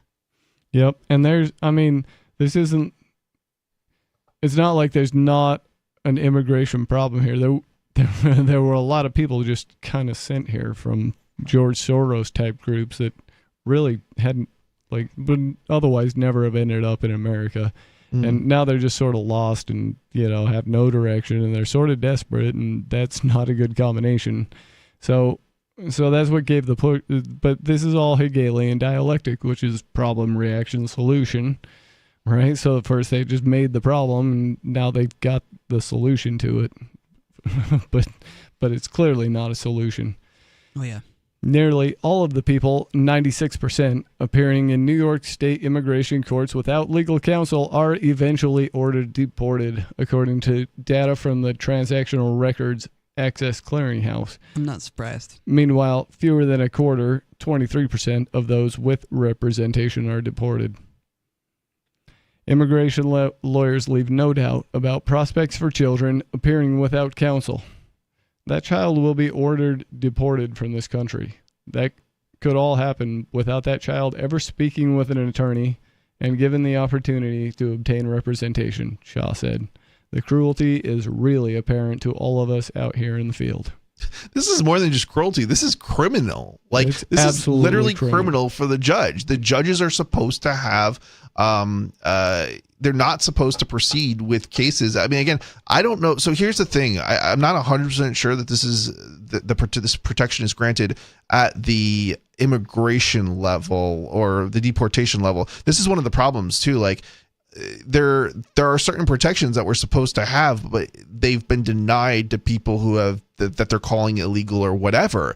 And it's like, what's to stop somebody who's legally here who just doesn't speak English, from getting counsel when they're entitled to it, or they should be entitled to it, right? Because they're here legally, right?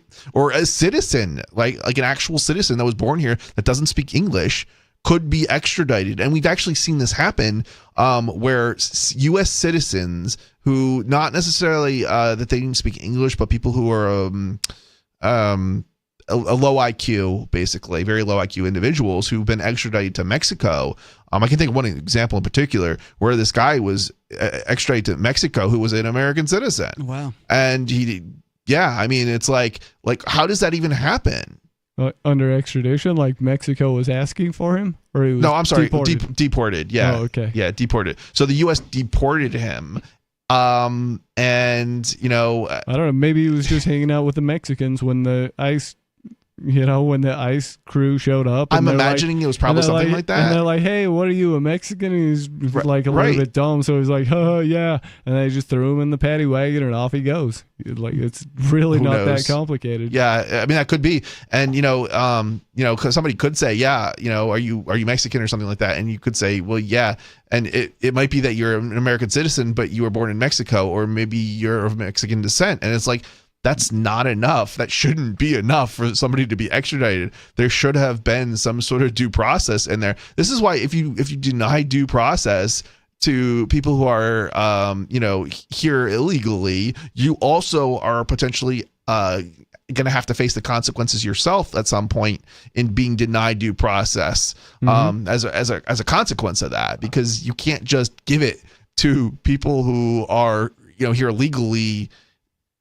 Right. It doesn't work like that. The government would absolutely love to just chuck due process right down the well and not ever think about it again. And they just get to decide what's right and wrong. And most of the time that means they're right and you're wrong. But, so this due process thing just kind of stands in their way. I don't know. It's kind of a mess. I guess it's more than kind of a mess. Yeah, definitely more than just kind of. if you allow them to erode due process, and here's for any group of people, eventually, that's the camel's nose under the tent. One more thing to point out real quick. So this is not something that's specific to Trump. This is a systematic problem that predates Trump. Trump may be aggravating the situation, but this is not Trump and Trump himself. So anybody out there who's criticizing Trump on the left, it's not just Trump. It's you too. It's an inherently American problem. It sure is. Anyways, this has been Free Talk Live. We'll be back tomorrow night with more. Thanks for listening. We have some good news. The indictments against Ross Ulbricht in the District of Maryland were dismissed with prejudice, meaning they can never be refiled. This is especially good because those indictments contain the only charge ever made that Ross engaged in murder for hire. This was a serious allegation that Ross Ulbricht denies. It was never prosecuted or ruled on by a jury, but was trumpeted by the federal government and the media as if it were proven fact. The Maryland court held these indictments for almost 5 years, poisoning Ross's case and leaving him under a cloud of unproven allegations.